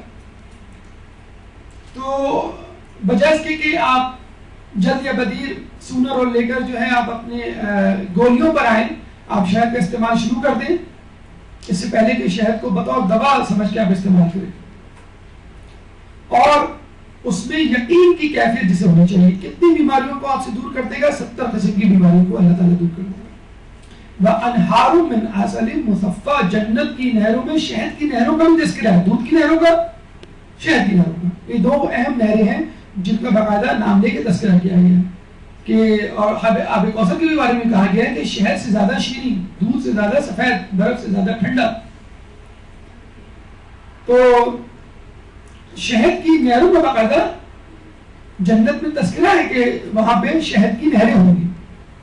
اچھا ایک اور بات اللہ تعالیٰ نے کی ہے اور بڑی عجیب انداز سے کہ انسان سن کر دنگ رہ جاتا ہے. وَأَوْحَىٰ رَبُّكَ إِلَى النَّحْلِ, اللہ تعالیٰ نے وحی کی ہے شہد کی مکھی کو, أَنِ اتَّخِذِي مِنَ الْجِبَالِ بُيُوتًا, کہ تم اپنا چھتا بناؤ. کہاں؟ پہاڑوں پر. وَمِنَ الشَّجَرِ, درختوں پر. وَمِمَّا يَعْرِشُونَ, اور چھتوں پر. ان 3 جگہوں پر اللہ تعالیٰ نے وحی کی ہے شہد کی مکھیوں کو کہ وہ اپنا چھتا بنائے. دیکھیں اگر قرآن نعوذ باللہ اللہ کی کتاب نہ ہوتا تو یقین کریں شہد کا چھتا کہیں اور بن چکا ہوتا, اور وہ لوگ بڑے آرام سے کہہ چکے ہوتے دیکھیں شہد جو ہے وہ فلاں فلاں جگہ چھتا بناتی ہے, قرآن میں تو کہیں اور لکھا ہوا ہے. جب یہ 3 چیزوں کو تذکرہ کر دیا تو بس 3 ہی جگہوں پہ شہد کا چھتا نظر آئے گا آپ کو, پہاڑوں پر, درختوں پر اور چھتوں پر. اچھا دیکھیے کیوں تذکرہ کیا گیا ہے. اللہ نے یہ تو نہیں کہا کبوتروں کو, پرندوں کو تم اپنا گھونسلہ بناؤ, یا گھوڑوں کو کہ تم اپنا استبل بناؤ, یا چونٹیوں کو کہ تم اپنا بل بناؤ. بلوں سے نکلنے اور جانے کا تذکرہ ہے, لیکن گھر کو بنانے کا تذکرہ نہیں ہے. شہد کی مکھی کے بارے میں سن لیجیے کہ اس کے 2 معدے ہوتے ہیں اور 1 گھنٹے میں 250 پھولوں کا رس یہ چوس لیتی ہے. اب آپ کہیں گے بڑی پیٹو قسم کی مکھی ہے, ہم سے بھی زیادہ کھاتی ہے. کہتے ہیں 250 پھولوں میں 3 پھولوں کا رس اس کی غذا کے لیے کافی ہے. اب آپ کہیں گے یہ کیا ذخیرہ اندوزی کرتی ہے, کہیں جا کے بیچتی ہے صدر میں یا کہیں پہ. تو 247 پھولوں کا 250 میرے خیال میں 250 کا کہتے ہیں. کیا خیال ہے آپ میں, کوئی اردو داں ہے؟ جی 250 کا لفظ تھا تو میں تھوڑا سا مشکوک تھا, تو وہ 250 ہی ہے. تو 247 اس کا مطلب ہے پھولوں کا جو رس چوستی ہے کس کے لیے؟ ہمارے لیے چوستی ہے. اب یہاں سے اس حساب کو سیکھیے کہ جو لوگ کہتے ہیں کہ پیسہ کمانا بری بات ہے, کوئی بری بات نہیں ہے. اچھا ضرورت سے زیادہ کما سکتے ہیں, کما لیے, بالکل کما لیے, کمائیے. کس کے لیے؟ اپنے دوست احباب رشتہ داروں کے لیے, تاکہ ان کی مدد کر سکیں. تو شہد کی مکھی 1 گھنٹے میں 250 پھولوں کی طرف کیوں جاتی ہے؟ فقط 3 پھول کی طرف جائے. کون سا جانور ہے جو آپ کے لیے کھاتا کماتا ہے؟ تو شہد کی مکھی یعنی یوں سمجھ لیجئے 0.5% اپنے لیے کام کر رہی ہے اور 99.5% آپ کے لیے کام کر رہی ہے. اور 1 گھنٹے میں 24 کلومیٹر کا سفر طے کرتی ہے، یعنی یہاں سے روزانہ وہ ایئرپورٹ جا رہی ہے، روزانہ 24 کلومیٹر۔ آدھا کلو شہد کے لیے کہتے ہیں یہ پوری دنیا کا چکر لگا چکی ہوتی ہے، پوری دنیا کا چکر، اور اس کے لیے اس کو 20 لاکھ پھولوں کا رس چوسنا پڑتا ہے۔ آدھا کلو ایک مکھی کو آدھا کلو شہد جمع کرنے کے لیے۔ اس کا گھر مسدس ہیگزاگونل ہوتا ہے، ایک گھر میں ایک چھتے پہ 50,000 مکھیاں رہ سکتی ہیں۔ شہد کی مکھی کو بدبو بہت ناپسند ہے، گندگی ناپسند ہے۔ اگر کوئی شخص بدبودار ہاتھ یا بدبودار لباس کے ساتھ شہد کے چھتے میں ہاتھ ڈالنے کی کوشش کرے تو اس کو کاٹ لیتی ہے، ورنہ نہیں کاٹتی۔ تو یہ بھی عجیب بات ہے، اگر شہد کی مکھی ایک مرتبہ کاٹ لے، ایک مرتبہ ڈنک مارنے کے بعد خود مر جاتی ہے، شرم سے مر جاتی ہے بیچاری کہ میں نے کیوں کاٹا۔ انسان نہیں شرماتا گندا رہنے سے یا اس کو چھیڑنے سے جسے کہتے ہیں۔ تو ہم لوگوں میں تو بہت مشہور ہے نا کہ شہد کے چھتے میں تم نے ہاتھ دیا، فلاں کو چھیڑا، سمجھ لو شہد کے چھتے کو تم نے چھیڑ دیا۔ تو ایسا نہیں ہے، صرف جو بدبودار ہاتھ یا لباس کے ساتھ شہد کے چھتے کے قریب جائے بدبو سے بہت گھبراتی ہے، حالانکہ یہ چیز تو مسلمانوں کا وصف ہونا چاہیے، صفائی نصف ایمان ہے۔ اور ایگزیکٹلی ایک سائز کے دیکھیے، اگر ہم خود اپنی آپ کو کہا جائے کہ تم اسکیل سے ہیگزاگونل شیپ بناؤ 10 کی 10 شیپ آگے پیچھے تھوڑی سی سینٹی میٹر ملی میٹر آگے پیچھے ہوگی۔ آپ دیکھ لیجئے شہد کی مکھیاں کس طرح ایگزیکٹلی ہیگزاگونل شیپس کے گھر بناتی ہیں۔ ایک ملکہ مکھی ہوتی ہے، ملکہ مکھی کی طرح یہ مطلب یہ نہیں ہے وہ سانس بن کے بیٹھ گئی میرے ہاتھ دباؤ پیر دباؤ چائے لاؤ کھانا پکاؤ، نہیں، وہ خود مکھیوں کے ساتھ گھومتی ہے اور شہد جمع کرتی ہے، اور ہاؤس کیپنگ بھی مطلب وہ بیوز بھی ہوتی ہے جو کہ سارے گھر کے کام کاج صفائی ستھرائی کرتی ہے۔ تو باقاعدہ یہ تمام مکھیوں کا ایک جسے کہتے ہیں کہ جتھا ہوتا ہے جو پورے شہد کے چھتے کو مینٹین کر رہا ہوتا ہے۔ مصر میں تو کہا جاتا ہے کہ شہد کے چھتے ایسے بھی ہیں جو ملین ایئرز پہلے سے ہیں، لاکھوں سال پہلے سے ابھی تک موجود ہیں۔ اچھا، ایک فائدہ جو عموماً ہم سے پوشیدہ ہے، ایک تو بات یہی پوشیدہ تھی کہ شہد کی مکھی جو شہد بناتی ہے وہ حقیقتاً 3 پھول اپنے لیے اور 247 پھول ہمارے لیے ہوتے ہیں۔ ایک چیز ہوتی ہے پالینیشن، آپ نے سنا ہوگا بایولوجی میں کہ جب پالن گرینز میل پارٹ جو ہوتا ہے پھولوں کا وہ فیمیل پارٹ کی طرف جاتا ہے اسی پھول میں یا کسی اور پھول میں، تو باقاعدہ فرٹیلائزیشن ہوتی ہے، نیا پودا بنتا ہے۔ تو یہ جو شہد کی مکھی ہے جب کسی پھول پہ بیٹھتی ہے تو میل پالن گرینز کی ٹانگوں سے باڈی سے چپکتے ہیں، اور جب وہ دوسرے پھول کی طرف جاتی ہے تو یہ پالن گرینز وہاں ڈسچارج ہوتے ہیں، وہاں گرتے ہیں رگڑ سے، تو نیا پھل پودا وجود میں آتا ہے۔ کہتے ہیں کہ اگر دنیا سے شہد کی مکھیوں کو ختم کر دیا جائے تو ہم 1 لاکھ پودوں سے محروم ہو جائیں۔ 1 لاکھ پودے کا مطلب یہ نہیں ہے کہ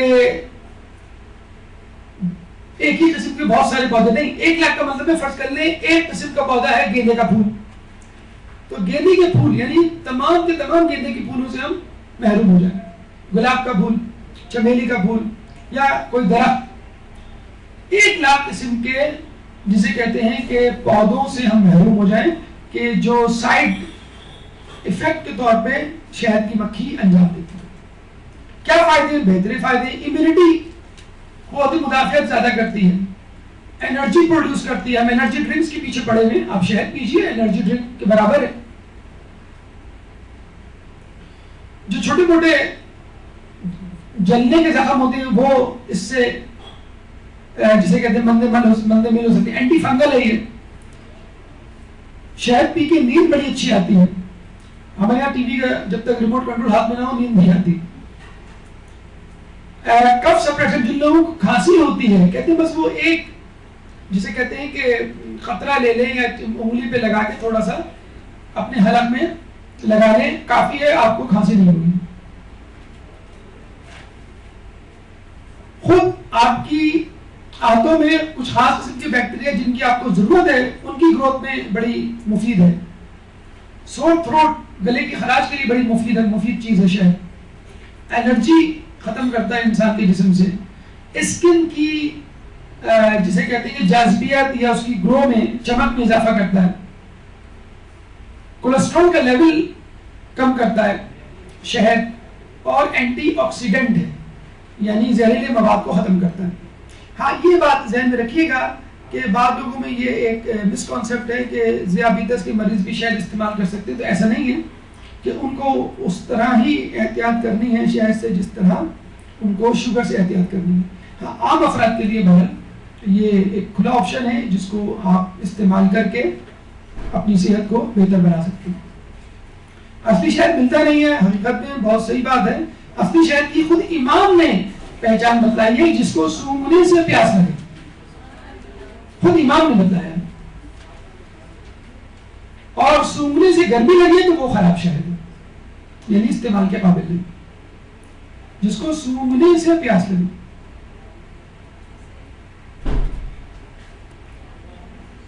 اس کے بعد گلاب کے حوالے سے امام کے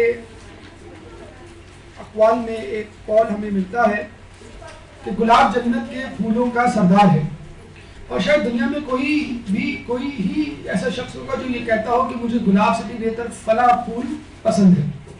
بہرحال گلاب کی برتری، افادیت، خوشبو سے کوئی انکار نہیں کر سکتا، اس کی خوبصورتی اور صورت اور سیرت جسے کہتے ہیں دونوں ہی لاجواب ہے، اور اس کا کوئی مقابل نہیں۔ بی بی سیدہ سلام اللہ علیہ کو بھی گلاب سے تشبیہ دی جاتی ہے۔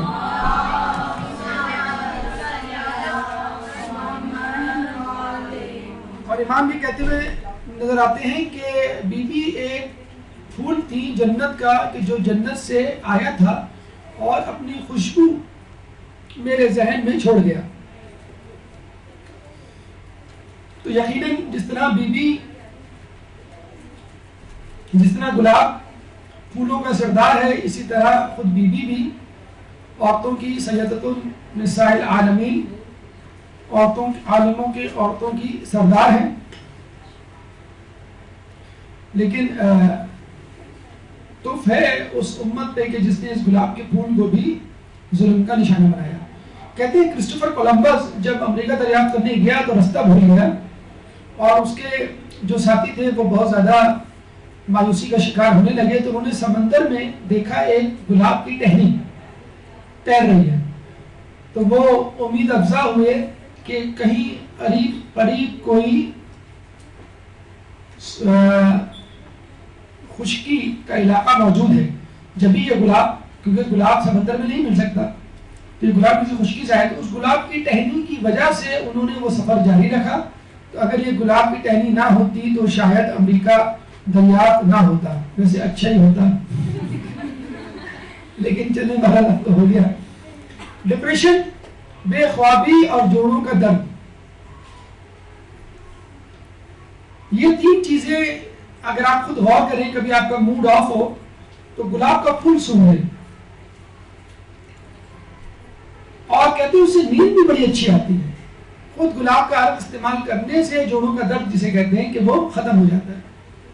لیکن وہ بار بار گھوم پھر کے ذیابیطس، بلڈ پریشر، جوڑوں کا درد، جو امام کے اقوال ہم بھلا بیٹھے ہیں، جس کی وجہ سے ان تمام امراض کا ہم شکار ہیں۔ زیتون کا تیل بڑا مشہور تیل ہے، بڑا مہنگا تیل ہے، یقیناً جو عام تیل ہے اس سے شاید 4 گنا زیادہ مہنگا تیل ہے۔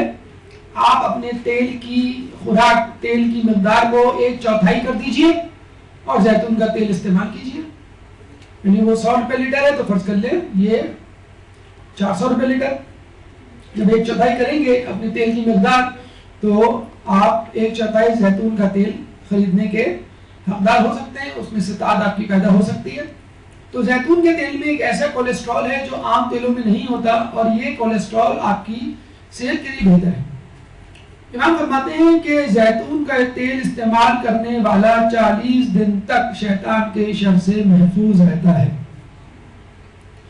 عرب ممالک میں اگر آپ کا آنا جانا ہوا تو آپ کو معلوم ہوگا کہ وہاں زیتون کا تیل بہت استعمال، خیر وہاں زیتون کے درخت بھی زیادہ ہیں اور استعمال بھی بہت زیادہ ہے۔ بہت کم لوگ جو ہیں وہ دوسرے تیل استعمال کرتے ہیں، پاکستان میں بھی کم لوگ ہیں، الٹا حساب ہے پاکستان میں کم لوگ ہیں جو زیتون کا تیل استعمال کرتے ہیں۔ اس میں ایسا کولیسٹرول ہے کہ جو دل کے لیے زیادہ بہتر ہے، اور قرآن میں باقاعدہ قسم کھائی گئی ہے والتین والزیتون، انجیر کی اور زیتون کی۔ دیکھیے انجیر بھی مفقود ہے، انجیر شاید بھی آپ نے سنا ہو کہ کوئی انجیر کھاتا ہو، یا جسے کہتے ہیں جس کو انجیر کھانے کا شوق ہو، بہت مفید جسے کہتے ہیں کہ غذا ہے، پھل ہے، ڈرائی فروٹ ہے. اور زیتون بھی اگر اللہ تعالیٰ کسی چیز کی قسم کھا لے تو یقیناً اس میں کچھ فائدہ ہوگا. اچھا یہ آیت سنیے، بڑی عجیب آیت ہے، اور سن کر آپ فیصلہ کیجئے اور انشاءاللہ زیتون کی اہمیت آپ کے دل میں اجاگر ہو جائے گی. اللہ نور السماوات والارض، اللہ آسمانوں اور زمین کا نور ہے. مثل نورہ کمشکات فیہا مصباح، اس کے نور کی مثال اس طرح کی ہے کہ جس میں چراغ ہو. المصباح فی زجاجۃ، اور چراغ شیشے کی قندیل میں ہو. الزجاجۃ کأنہا کوکب دری، اور قندیل ایک چکمکاتے ستارے کی مانند ہو. یوقد من شجرۃ مبارکۃ زیتونۃ، جو زیتون کے بابرکت درخت سے روشن کیا جائے. لا شرقیۃ ولا غربیۃ، جو نہ مشرق والا ہو نہ مغرب والا ہو. اللہ آسمان زمین کا نور ہے، وہ نور اس طاق میں ہے کہ جس میں چراغ ہو، چراغ شیشے کی قندیل میں ہے، اور قندیل ایک جگمگاتے ستاروں کی طرح ہو جو زیتون کے درخت سے روشن کیا جائے. اب بتلائیے کہ اللہ تعالیٰ چاہتا تو زیتون کا تذکرہ نہ کرتا، زیتون کی جگہ کسی اور تیل کا تذکرہ کر دیتا. تو اللہ تعالیٰ اپنی ذات کو نور سے اور اس نور کو نسبت دے رہا ہے زیتون کے تیل سے، کہ زیتون کا تیل اس نور کے جگمگانے کا سبب ہے. تو یقیناً اس تیل میں ایک برکت، ایک افادیت ایسی ہوگی جو کسی اور تیل میں یا کسی اور غذا میں نہیں ہوتی. یہ پھل اچھا یہ بھی ہم بتلا دیں کہ جو زیتون کا تیل ہے یہ ایک پھل کا جوس ہے بیسیکلی. جیسے آم کا جوس ہے، کیلے کا جوس ہے، انار کا جوس ہے، تو یہ پھل ہے زیتون بیسیکلی، جس کا ہم فروٹ جس فروٹ سے ہم جوس نکالتے ہیں اس جوس کو ہم بطور تیل استعمال کرتے ہیں. اچھا اس کا جو درخت ہے وہ بھی بڑا عجیب و غریب ہے. کہتے ہیں کہ اس کے درخت کو آپ 100 سال تک استعمال کر سکتے ہیں. زیتون کا تیل جو ہے وہ بے اولادی کے لیے، جن لوگوں کی اولاد نہیں ہوتی ان کے لیے ایک بہت اچھا اکسیر ہے، تحفہ ہے، ایک دوا ہے. سفید رنگت انسان کی رنگت کو لبنان میں عموماً بہت پایا جاتا ہے.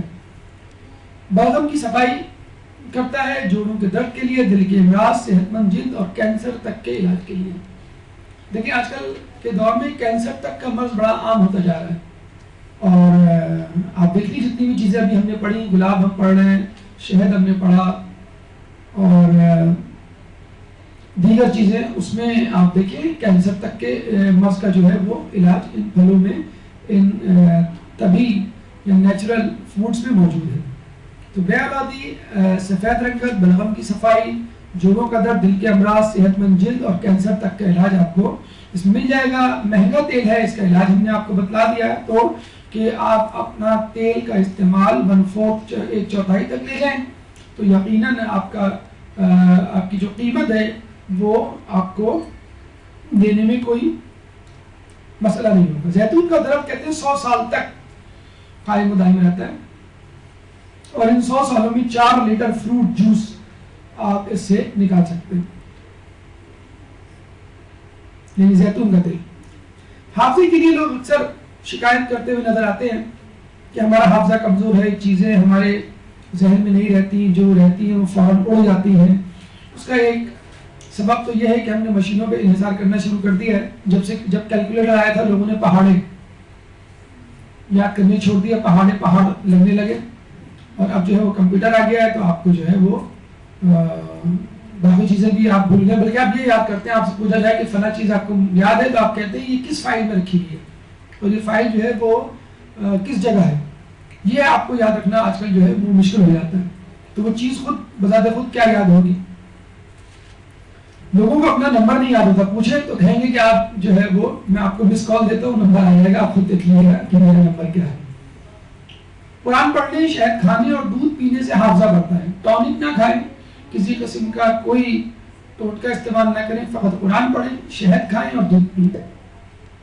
ان تینوں سے آپ کا حافظہ بڑھے گا. قرآن کے حوالے سے آپ کو معلوم ہے حافظ قرآن جو ہوتا ہے وہ حامل قرآن ہوتا ہے، 6000 سے زیادہ جملوں آیات کا حامل ہوتا ہے، ان کو ازبر کیا ہوا ہوتا ہے. تو اس کے لیے یہ کہنا کافی ہے کہ جو شخص 6000 سے زیادہ آیات کو، پورے قرآن کو، 30 پاروں کو حفظ کر سکتا ہے بغیر سمجھے، تو وہ ایک ایسی کتاب، ایسے مضمون، ایسے سبق کو کیوں نہیں یاد کر سکتا جو اس کو سمجھ میں آ رہا ہو. آج کل بڑا ٹرینڈ ماشاءاللہ چل گیا ہے، بڑی خوشی ہوتی ہے کہ بچے جو حافظ قرآن ہیں وہ بڑی تیزی سے آگے بڑھ رہے ہیں. اکثر ماں باپ جو ہے بچوں کو اپنے اسکول سے نکلوا لیتے ہیں، 2 سال قرآن حفظ کرواتے پھر دوبارہ اسکول میں ڈال دیتے، اور بچہ وہ 2 سال کمپنسیٹ کر لیتا ہے. یعنی 6ٹھی کلاس یا 4تھی کلاس میں آپ نے بچے کو نکالا، حفظ کروایا، اور 8ویں کلاس کا ٹیسٹ دے کر 8ویں کلاس میں ڈلوا دیا. وہ اپنے دوستوں سے بھی پیچھے نہیں رہا اور قرآن بھی حفظ کر لیا. اس کو ٹیسٹ ہی تو دلوانا ہے. ابھی ہمارے ایک جاننے والے تھے، ان کی بچی تھی، اس کو ایک اسکول میں ایڈمیشن لینا تھا. وہ کلاس 6 کی بچی تھی، 7 میں ایڈمیشن لینا تھا. غلطی سے وہ کلاس 8 کا ٹیسٹ دیا، یہ پاس بھی ہو گئی، کلاس 8 میں ڈال دیا اس کو. ان کے پاس پرانا ریکارڈ نہیں تھا اسکول کا. انہوں نے کہا کہ بھئی آپ کون سا ٹیسٹ دیں گے. انہوں نے کہا 8ویں کا. انہوں نے 8ویں کا دیا، وہ 8ویں میں چلی گئی. بیٹھے بٹھائے دیکھیں، ان کو کچھ کرنا بھی نہیں 1 سال آپ کا. تو یہ غیر شیعہ افراد میں یہ ٹرینڈ بہت عام ہو گیا ہے کہ پہلے بچوں کو حفظ کروا دو، اس کے بعد بچے کا ذہن اتنا تیز ہو جائے گا کہ وہ ہر چیز پڑھ لے گا. امریکہ میں ایک صاحب گئے اپنے بچے کو لے کے اور کہا کہ دیکھیے میرا بچہ 12 سال کا ہے، اس نے حفظ کر لیا، اس نے نہج البلاغہ حفظ کر لی، اس نے صحیفہ کاملہ فلاں فلاں. تو نعوذ باللہ ایک شخص کھڑے ہو گئے، کہنے لگے آپ نے بچے کی عمر کو ضائع کر دیا. 12 سال ہو گئے، اس نے اسکول کی شکل نہیں دیکھی، دنیاوی تعلیم نہیں حاصل کی، فقط قرآن اور نہج البلاغہ آپ رٹوا رہے ہیں. یہ کیا کرے گا آگے چل کر؟ تو انہوں نے کہا کہ آپ کی فیملی کا میرا بچہ پیچھے رہ گیا. بالکل پیچھے رہ گیا. 12 سال کا بچہ جو ہے ہماری 6ٹھی کلاس میں ہوتا ہے. کہتے ٹھیک ہے، آج سے میں بچے کو پڑھانا شروع کرتا ہوں، اور جو 6ٹھی کلاس کا بچہ ہے اس کے برابر انشاءاللہ میرا بچہ چند سالوں میں، اور چند سالوں میں وہ بچہ اس 6ٹھی کلاس کے بچے کے برابر آ گیا. یعنی جب تک وہ 10ویں تک پہنچا، کلاس 10 تک، یہ بچہ بھی 10 تک پہنچ گیا. اور کراچی میں ہمارے یہاں تو شاید نہیں، اور جگہوں پر ایسا سیٹ اپ ہے کہ وہ بچے کو 3 یا 4 سال یا 2 سال حفظ کرواتے ہیں، اور اس کے بعد 2 کلاسوں کا سلیبس ایک ساتھ پڑھوا دیتے. یعنی فرض کر لیں بچے کو آپ نے 10 سال تک حفظ کروایا اور اس کو 15 سال میں میٹرک کرنا ہے. تو انہوں نے کیا کیا کہ 11ویں سال میں آپ نے اس کو کلاس 1 کلاس 2 دونوں کا سلیبس ایک ساتھ پڑھوا دیا. پھر 12ویں سال جو ہے کلاس 3 کلاس 4 کا سلیبس، پھر 5 6 7 8 9 10. 15 سال میں اس نے 9 10 کا ایگزام ایک ساتھ پاس کر لیا. تو ہماری آپ سے گزارش ہے، اور اکثر اب جگہ ہم یہ کہتے ہیں بچوں کو کہ بچوں تم جتنی آیات یاد کر سکتے ہو یاد کرو. دیکھیے ہمارے یہاں کتنا بڑا المیہ ہے کہ ہمارے بچے اسکول جاتے ہیں، وہی بچے شام کو ٹیوشن بھی پڑھ رہے ہوتے ہیں. اگر فرض کر لیجیے ہم اپنے بچوں کو اسکول نہ بھیجیں اور صرف ٹیوشن پڑھائیں، تو کیا ہمارے بچے اس ایگزام میں پاس نہیں ہوں گے؟ بالکل پاس ہوں گے. تو اس کا مطلب کیا ہوا کہ اسکول والے ہمارے بچے کا ٹائم ویسٹ کر رہے ہیں، اور ہم فقط لوگوں کی دیکھا دیکھی اسکول بھیج رہے ہیں. By the and of the day بچے کو ٹیوشن تو لینا ہی ہے. تقریباً ہر جگہ چپے چپے پہ جو ہے وہ کوچنگ سینٹر اور گروپ ٹیوشن سینٹر اور بچوں کو پڑھانے والی خواتین اور مرد ہر گھر میں، ہر محلے میں آپ کو مل جائیں گے. اگر آپ تھوڑی دیر کے لیے غور کریں، اپنے بچے کو فرض کر لیں آپ صبح حفظ کے لیے بھیج دیں، اپنے بچوں کو حفظ کے لیے آپ نے بھیج دیا مدرسے، وہ دوپہر میں آیا، اس نے ریسٹ کیا تھوڑا سا، اور ٹیوشن والے سر آ گئے جس نے وہ سارے سبجیکٹ جو بھی پڑھتا ہے وہ پڑھا دیا اس نے. یا آپ نے خود بیٹھ کے، اگر فرض کر لیں چھوٹا بچہ ہے 3ری 4تھی 5ویں جماعت میں، آپ نے خود پڑھا دیا. تو کیا وہ 2 سالوں میں حفظ بھی اور اسکول کی تعلیم ساتھ ساتھ نہیں کر سکتا؟ اور پھر آپ نے جا کے 2 سال بعد اسکول والوں کو کہا کہ آپ اس کا ٹیسٹ لے لیجئے.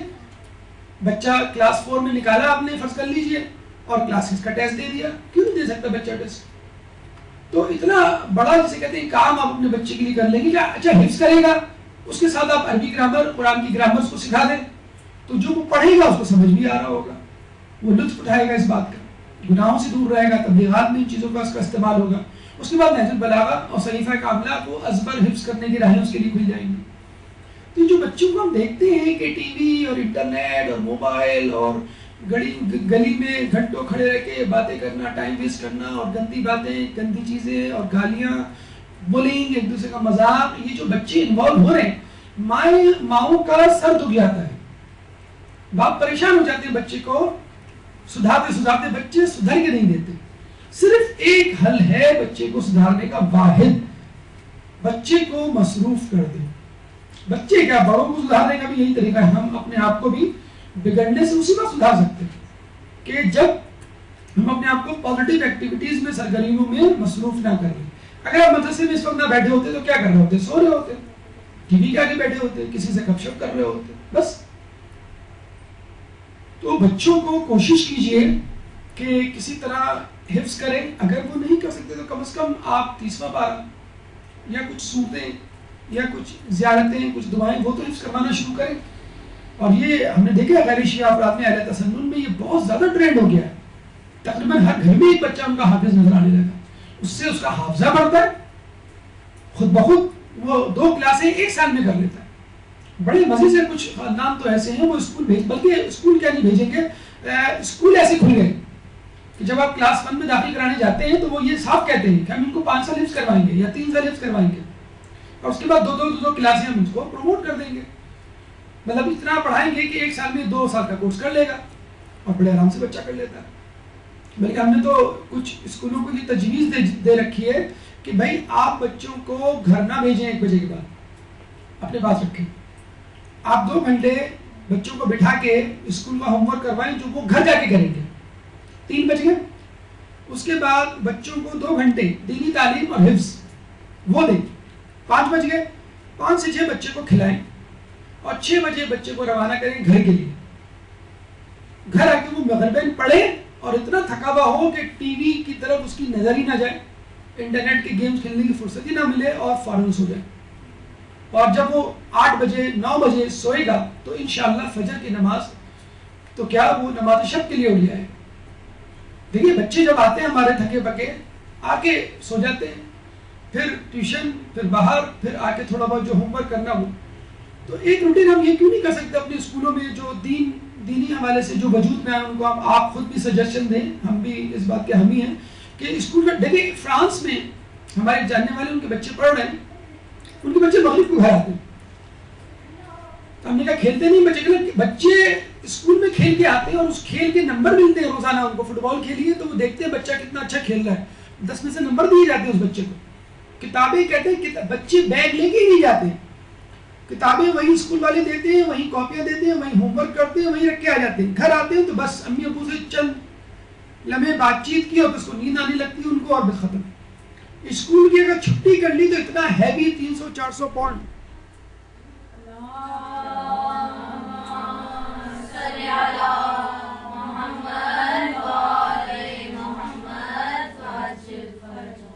تو یہ ایک اچھا طریقہ ہے. اپنے اسکول والوں کو توجہ دلائیے اور خود اگر یہ اسٹیپ اٹھا سکیں تو یہ اسٹیپ اٹھائیے.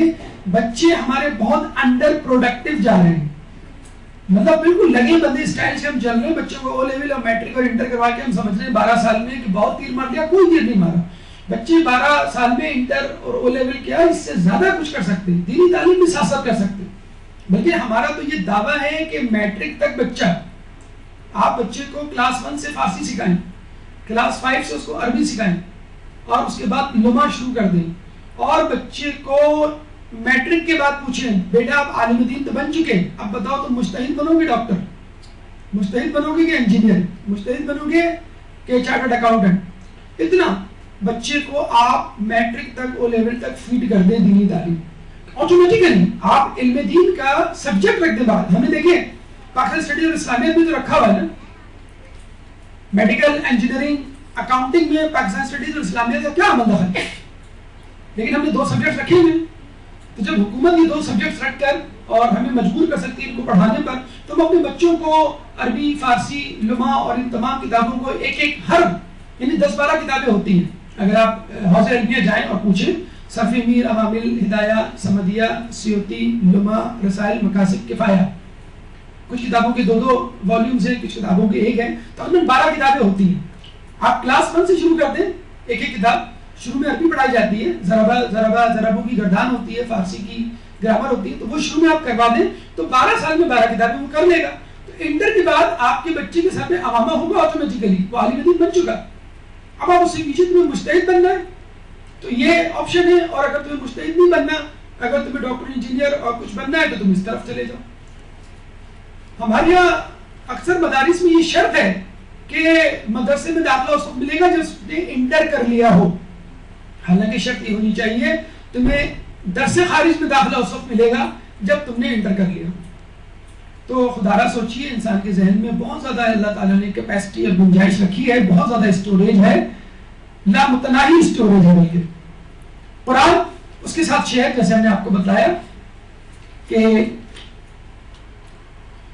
شہد بھی جو ہے وہ آپ کے حافظے کو تیز کرتا ہے. دودھ, جیسے میں نے آپ کو بتایا کہ بچے کولڈ ڈرنک زیادہ پیتے ہیں, دودھ نہیں پیتے. دودھ پی کے ان کو, ہمارے تو خواتین کو الٹی آ جاتی ہے, بچوں کی ماؤں کو, تو بچے کو خود کیوں جسے کہتے ہیں الٹی نہ آئے. تو دودھ میں کیلشیم موجود ہے, آپ کی مضبوط ہڈیوں کے لیے ضروری ہے. دودھ بلڈ پریشر سے بچاتا ہے, دل کی بیماریوں سے دور رکھتا ہے. ذیابیطس اور کینسر, وہی جو 4-5 بیماریاں آپ نے دیکھی ہوں گی ہمارے معاشرے میں بہت زور پکڑ رہی ہیں, اس کی بھی وجہ ایک بہترین غذا سے جسے کہتے ہیں کہ دوری ہے, اور وہ ہے دودھ. دودھ شہد کی طرح معدوم ہوتا چلا جا رہا ہے, لوگ اس سے دور ہوتے چلے جا رہے ہیں, اور صرف دودھ پینا لوگوں کے لیے ایک دوا پینے کے مترادف ہے. اب یہ ہونے لگا ہے کہ دودھ میں مختلف فلیورز ڈال کے لوگ جوس کی شکل میں اس کو بیچ رہے ہیں, اور اس میں سارے آرٹیفیشل سویٹنر اور کیمیکل پریزرویٹیوز موجود ہوتے ہیں جو کہ صحت دینے کی بجائے مزید خرابی پیدا کرتے ہیں. گوشت گوشت کے بارے میں تھوڑا سا ہمارا مسکانسیپٹ ہے کہ گوشت شاید کھانے کے لیے بہتر نہیں ہے, زیادہ گوشت نہیں کھانا چاہیے. نہ ایسا ہو کہ بہت زیادہ گوشت کھائے انسان, نہ ایسا ہو کہ بالکل نہ کھائے. امام فرماتے ہیں گوشت کھانے سے شفا حاصل ہوتی ہے اور مرض دور ہوتا ہے. جو شخص 40 دن تک گوشت نہ کھائے وہ بد اخلاق ہو جاتا ہے. تو گوشت کھانا بھی ضروری ہے. 40 دن کے بعد کہتے ہیں اگر قرض دے کر بھی گوشت لینا پڑے تو قرض لے کر گوشت خریدو اور کھاؤ. اور یہ بھی کہا گیا ہے کہ جو مسلسل گوشت کھاتا ہے وہ شقی القلب ہو جاتا ہے. تو اسلام ایک اعتدال پسندی ہے. دنیا میں تقریباً ہر ممالک میں اب ایسے گروپس وجود میں آ چکے ہیں جو ویجیٹیرین کہتے ہیں اپنے آپ کو, اور کہتے ہیں کہ جانوروں کو ذبح کر کے کھانا ان پہ ظلم کرنے کے مترادف ہے. حالانکہ اللہ تعالیٰ خود فرماتا ہے, اور حدیث میں بھی یہ باتیں موجود ہیں, کہ یہ جہاں تمہارے لیے پیدا کیا ہے اور تم کو آخرت کے لیے پیدا کیا ہے.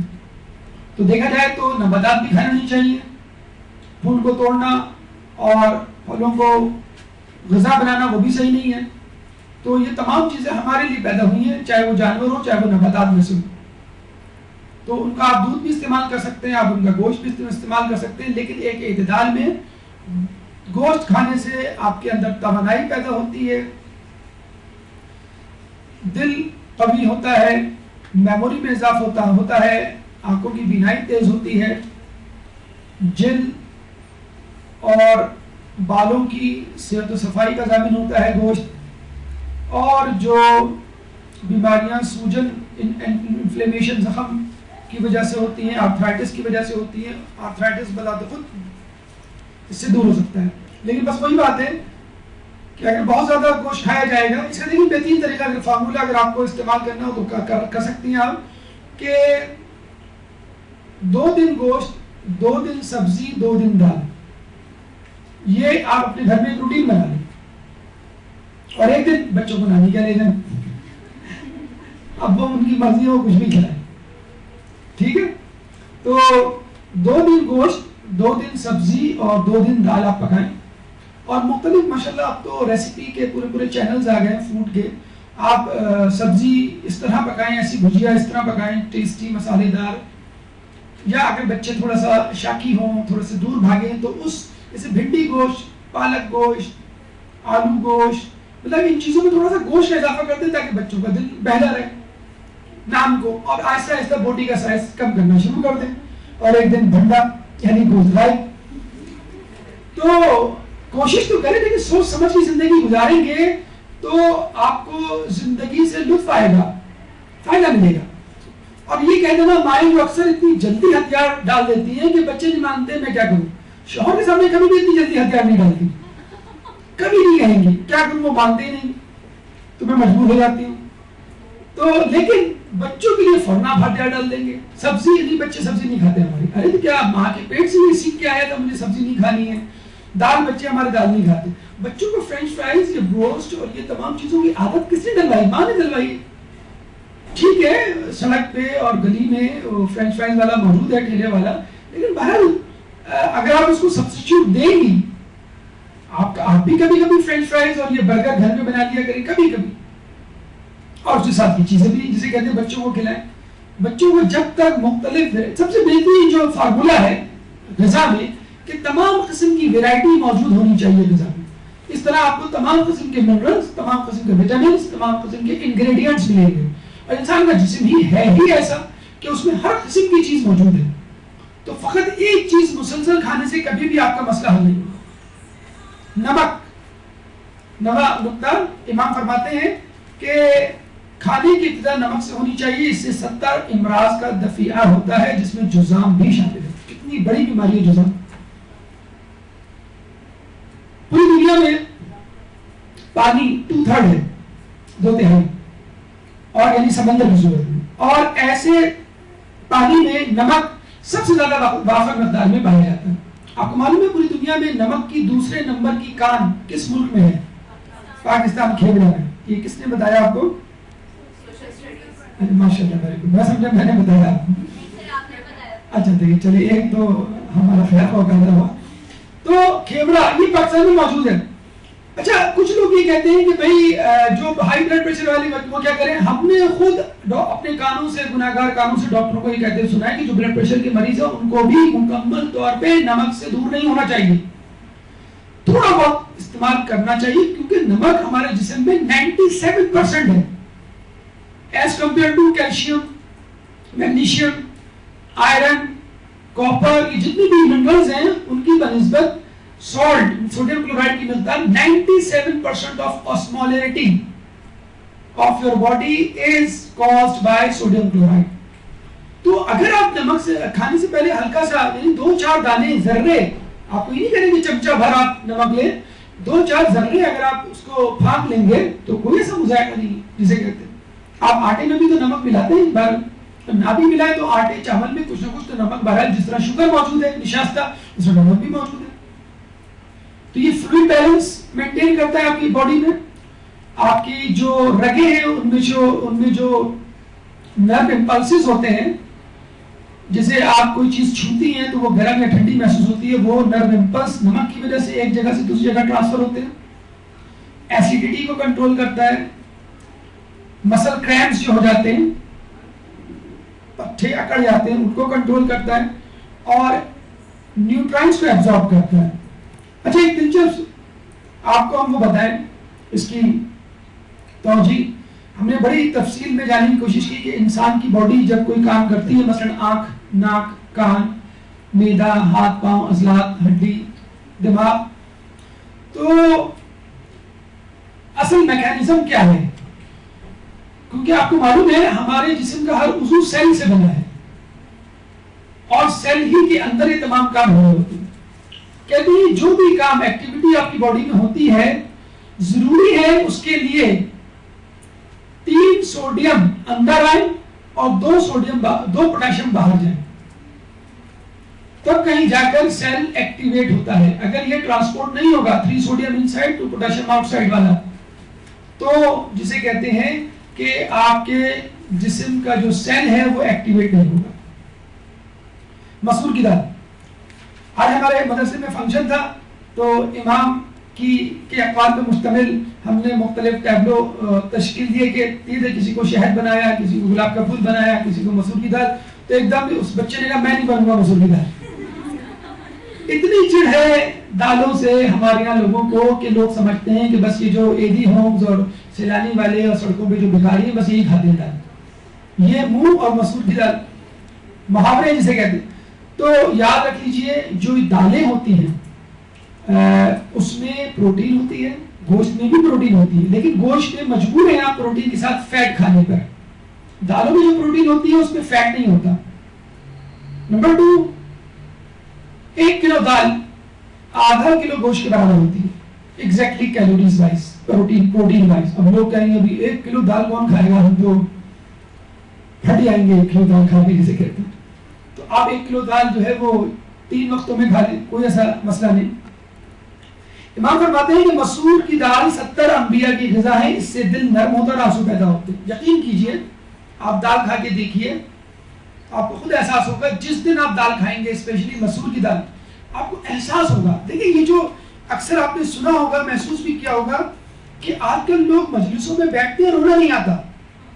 اسپیشلی بچوں کو، نوجوانوں کو دیکھا گیا ہے، وہ ادھر ادھر جو ہے آنکھیں پھاڑے پھاڑے لوگوں کو دیکھ رہے ہوتے ہیں کہ یہ کس طرح رو رہے ہیں.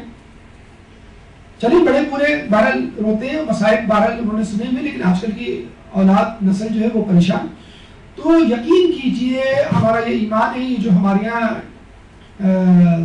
مس گائیڈڈ ڈائٹ ہیبٹ بنی ہوئی ہے، جس میں گوشت کا استعمال بہت زیادہ ہے اور دالوں کا استعمال نہیں ہے بالکل، اس وجہ سے ہمارے دل شقی ہو گئے، پتھر دل ہو گئے، ہم لوگ سنگ دل ہو گئے.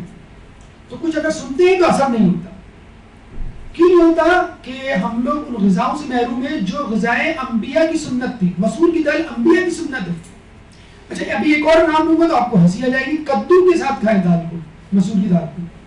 کدو نام ہی ہم بہت کم لیتے ہیں اپنی زبان مبارک سے، کہ ہماری زبان کدو کا نام لے. رسول کو بڑا پسند تھا کدو، اور یہ کہا جاتا ہے کہ مسور کی دال کو کدو کے ساتھ، امام کا قول ہے، مسور کی دال کو اگر کدو کے ساتھ کھاؤ گے تو دل نرم ہوگا، اور اگر صرف کدو کھاؤ گے تو غمگین دل کا سرور واپس آ جائے گا، آپ کا دل خوش ہو جائے گا، عقل میں اضافہ ہوگا صرف کدو کھانے سے. رسول کی سنت ہے کدو کھانا. ہمارے یہاں یہ دیکھیں، میں تو کہتا ہوں کہ ہمارے اوپر یہ عذاب الہی ہے کہ اب جو بھنڈی ہے وہ بھی 120 روپے کلو مل رہی ہے. جسے کہتے ہیں کہ پہلے لیڈی منہ نہیں لگاتی تھی، اب لیڈی فنگر منہ نہیں لگاتی. تو اب سبزیاں، آلو ٹماٹر جو ہے وہ 100 روپے سے کم کے جو ہیں، جسے کہتے ہیں 9 روپے کی پیاز 10 روپے کا آلو ملا کرتا تھا. اب ہم سبزی کے ٹھیلے کے سامنے سے گزرتے ہیں تو وہ منہ چڑھاتے ہیں آلو اور پیاز اور ٹماٹر اور بھنڈی، جس کو دیکھ کے ہم حقارت آمیز نگاہوں سے کہا کرتے تھے یہ تھوڑی کھائیں گے، ہم تو سبزی، ہم تو چکن کھانے والے. چکن کے برابر پہنچ گئی ہیں جسے کہتے ہیں کہ سبزی. آپ 1 کلو تورئی لیں، پکائیں، آپ 1 چائے کے کپ میں لے گی اتنی سے بڑھ کے کہ بیچارہ جس نے خریدی ہے بس وہی کھائے گا، باقی لوگ جو ہیں وہ فرینچ فرائز کھا رہے ہیں. تو گرم کھانا بڑی عادت پڑ گئی لوگوں کو، فیشن ہو گیا ہے. باربیکیو ہوتا ہے تو اس میں گرم کھانا ہونا چاہیے، گرم جو ہے وہ سالن ہو، امریکن اسٹیک جو ہے وہ چن بلاتا ہوا اور بلاتا ہوا آپ کے سامنے پیش کیا جائے. چائنیز جو ہے وہ بھی گرم بھاپ نکلتی بھی ہو. تو جب تک گرم میں کھانا نہ کھائیں گے اور ناک پوچھتے ہوئے آپ گرین بوٹل کو آپ نہیں پیئیں گے، جسے کہتے ہیں کہ مزہ ہی نہیں آئے گا. تو یہ دیکھیں یہ پروموٹ کیا جاتا ہے ایڈورٹیزمنٹ میں کہ گرم کھانا کھاؤ، پھر پیاس لگے تو جسے کہتے ہیں کہ بوتل کی طرف ہاتھ بڑھاؤ، اس سے پہلے کوئی اور ہاتھ بڑھا لے. تو توڑ بھی غلط بتایا جاتا ہے. پہلے کہا جا رہا ہے کہ غلط گرم کھانا کھاؤ اور پھر کہا جائے کہ ٹھنڈی بوتل پیو. عجیب بات. ارے بھائی آپ گرم کھانا کھا کیوں رہے کہ جو آگ لگ رہی ہے آپ کے پیٹ میں اور پھر آپ ٹھنڈی بوتل سے اس کو بجھا رہے ہیں؟ تو گرم سرد نہیں ہوگا کیا؟ آپ ایک دم سے گرم چیز پہ ٹھنڈی چیز ڈال دیں، کیا اس پہ اصل میں آپ کا معدے میں جو گرم چیز جائے گی اس سے السر پیدا ہوگا. اس السر میں آپ بالکل ٹھنڈی چیز ڈال دیں تو وہ اور السر نیکروسس میں تبدیل ہو جائے گا. اول تو یہ کانسیپٹ ہی غلط ہے، اس کو بھی ختم کریں کہ کھانے کے ساتھ کولڈ ڈرنک یا ٹھنڈا پانی جسے کہتے ہیں، یا کم از کم کولڈ ڈرنک. تو کھانے کے ساتھ، بہت گرم کھانے کے ساتھ، جیسے چائے کے بعد آپ فوراً ٹھنڈا پانی پی لیں، آپ کے دانت بجنے لگتے ہیں، ہوتا ہے نا ایک عجیب سی ارتعاش وائبریشن پیدا ہو جاتی ہے. تو گرم ٹھنڈا جو ہے وہ کھانے سے منع کیا گیا ہے. کھانا ٹھنڈا کر کے اور پیالے کے کنارے سے کھانا چاہیے. اپنے آگے سے کھائے اور کنارے سے کھائے، کیونکہ کنارے کا کھانا تقریباً نسبتاً جسے کہتے ہیں کہ بیچ کے کھانے سے گرم ہوتا ہے. کیسے کہتے ہیں بادشاہ کو شکست ہوئی، وہ فرار ہو گیا جنگل میں، کسی کٹیا پہ اس نے دستک دی، گولیاں نکلی، اس نے کھانا دیا، ایک دم سے اس نے اپنا ہاتھ جو ہے وہ پلیٹ کے بیچ میں ڈال دیا اور ایک دم سے نکالا بلبلاتے ہوئے، اس کا ہاتھ جل گیا. اس عورت نے کہا تو بھی اس بادشاہ کی طرح ہے جو بغیر کسی خیر خبر کے سوچے سمجھے دشمن پہ دھاوا بول دیتا ہے اور میدان میں اتر پڑتا ہے. تو کھانا کنارے سے کھانا چاہیے. تو اس بادشاہ کو بولا یہاں واقعی کنارے سے کھانا چاہیے. اور اس کو پھر یہ بھی سمجھ میں آ گئی کہ اگر مجھے کسی دشمن ملک پہ حملہ کرنا ہے تو پہلے اس کی سرحدوں کی خبر لے لوں کہ وہاں کے لوگوں کا کیا حال ہے، اس کی تیاری کیسی ہے، اس کی طاقت کتنی ہے، پھر میں اس پہ حملہ کروں. تو اپنے سامنے سے کھائیں اور کنارے سے کھائیں اور ٹھنڈا کر کے کھائیں، ورنہ جیسے آج کل السر اور گیسٹرائٹس کا جو مرض ہے بہت زیادہ عام ہو چکا ہے، وہ آپ کو لاحق ہو سکتا ہے۔ پانی کے بارے میں امام کی ایک عجیب نصیحت تھی جو اس زمانے میں آپ نے بادشاہ کو کی تھی۔ یہی بادشاہ جس نے آپ کو بلایا تھا، عبداللہ بن مامون، اس نے کہا تھا کہ میں طوس پہ رہتا ہوں، جب میں طوس سے باہر جاتا ہوں تو چونکہ دوسرے شہر کا پانی، اچھا آپ کو بھی ایسا محسوس ہوتا ہوگا، اپنے گھر کے علاوہ آپ کہیں کا پانی نہیں پی سکتے ہوں گے، یعنی آپ کے اپنے گھر میں چاہے وہ کیسے ہی پانی بھی نہ ہو، وہ اتنا آپ کو ٹیسٹ لگ چکا ہوتا ہے کہ آپ کو اگر منرل واٹر کی بوتل بھی دی جائے تو آپ کو اچھی لگے گی۔ اپنے گھر کا پانی زیادہ اچھا لگتا ہے، پانی اپنے گھر کا، دعوت دوسروں کے گھر کی۔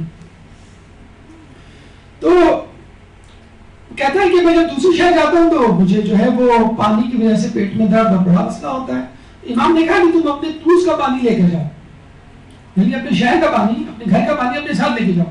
تو اس نے کہا بعض اوقات تو مجھے مہینوں ٹھہرنا پڑ جاتا ہے، تو میں کس طرح اس پانی کو ذخیرہ کروں؟ امام نے کہا کوئی بات نہیں، تم ایک بوتل لے کر جاؤ، یعنی ایک دن کا پانی سمجھ لے، اور جب وہ پانی ختم ہونے لگے، ختم ہونے سے پہلے اس کو بھر لو۔ آپ اپنے شہر سے، اپنے گھر سے دوسری جگہ گئے اور اپنے گھر سے پانی لے کر گئے، اس کو پیا، جو پانی کم ہوا اس کو بھر دیا آپ نے فوراً، پھر پیا، جو پانی آپ نے پیا اس کو ریپلیس کر دیا، یعنی کبھی اپنی بوتل کو خالی نہیں ہونے دیا۔ اگر آپ ایسا کریں گے تو پچھلا پانی کچھ نہ کچھ ہمیشہ بوتل میں بھرا رہ جائے گا، جس کی تاثیر نئے پانی میں ہوگی، اور وہ نیا پانی آپ کے پیٹ کے لیے کبھی بھی مضر نہیں ہوگا۔ اور یہ بنیاد ہے ہومیوپیتھک میڈیسن کی۔ اگر آپ میں سے کسی نے پڑھا ہو تو ہومیوپیتھک میڈیسن میں ڈائلیوشن میتھڈ کے ذریعے دواؤں کو بنایا جاتا ہے، اور اس کا اصول یہی ہے کہ دوا سے جو مایع الگ کیا جاتا ہے، ختم ہونے سے پہلے اس میں دوسری دوا یا دوسرا مایع ایڈ کر دیا جاتا ہے، اور پچھلی دوا یا پچھلا لکوڈ جو ہے وہ مینٹین کر کے رکھا جاتا ہے ایک خاص مقدار میں۔ تو اس طرح جو پانی پرانا بچا رہے گا اس کی تاثیر آگے منتقل ہوتی رہے گی، ٹرانسفر ہوتی رہے گی، اور آپ کبھی بھی اپنے گھر کے، اپنے شہر کے پانی سے، اس کی ٹیسٹ سے، جسے کہتے ہیں کہ محروم نہیں ہوگی۔ اور یہی طریقہ کار سیموئل ہینیمان نے، جو کہ جرمنی کا ڈاکٹر تھا، اس نے کسی طرح سیکھ لی اور باقاعدہ ہومیوپیتھک علاج کی بنیاد رکھی۔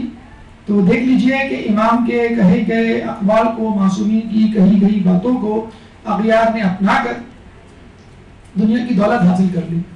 ہم مومنین حضرات اگر ان معصومین کی روایات کو اپنا کر دنیا کی دولت حاصل کریں گے تو یقیناً دنیا تو ملے گی، لیکن اس کے ساتھ ساتھ ہم کو آخرت بھی ملے گی۔ یہ تمام گفتگو طب رضا اور جدید میڈیکل سائنس کے حوالے سے اپنے اختتام کو پہنچی۔ اگر اس گفتگو سے متعلق کوئی سوال آپ کے ذہن میں ہو تو کر سکتے ہیں۔ قبل السوالات بھرپور سلامات۔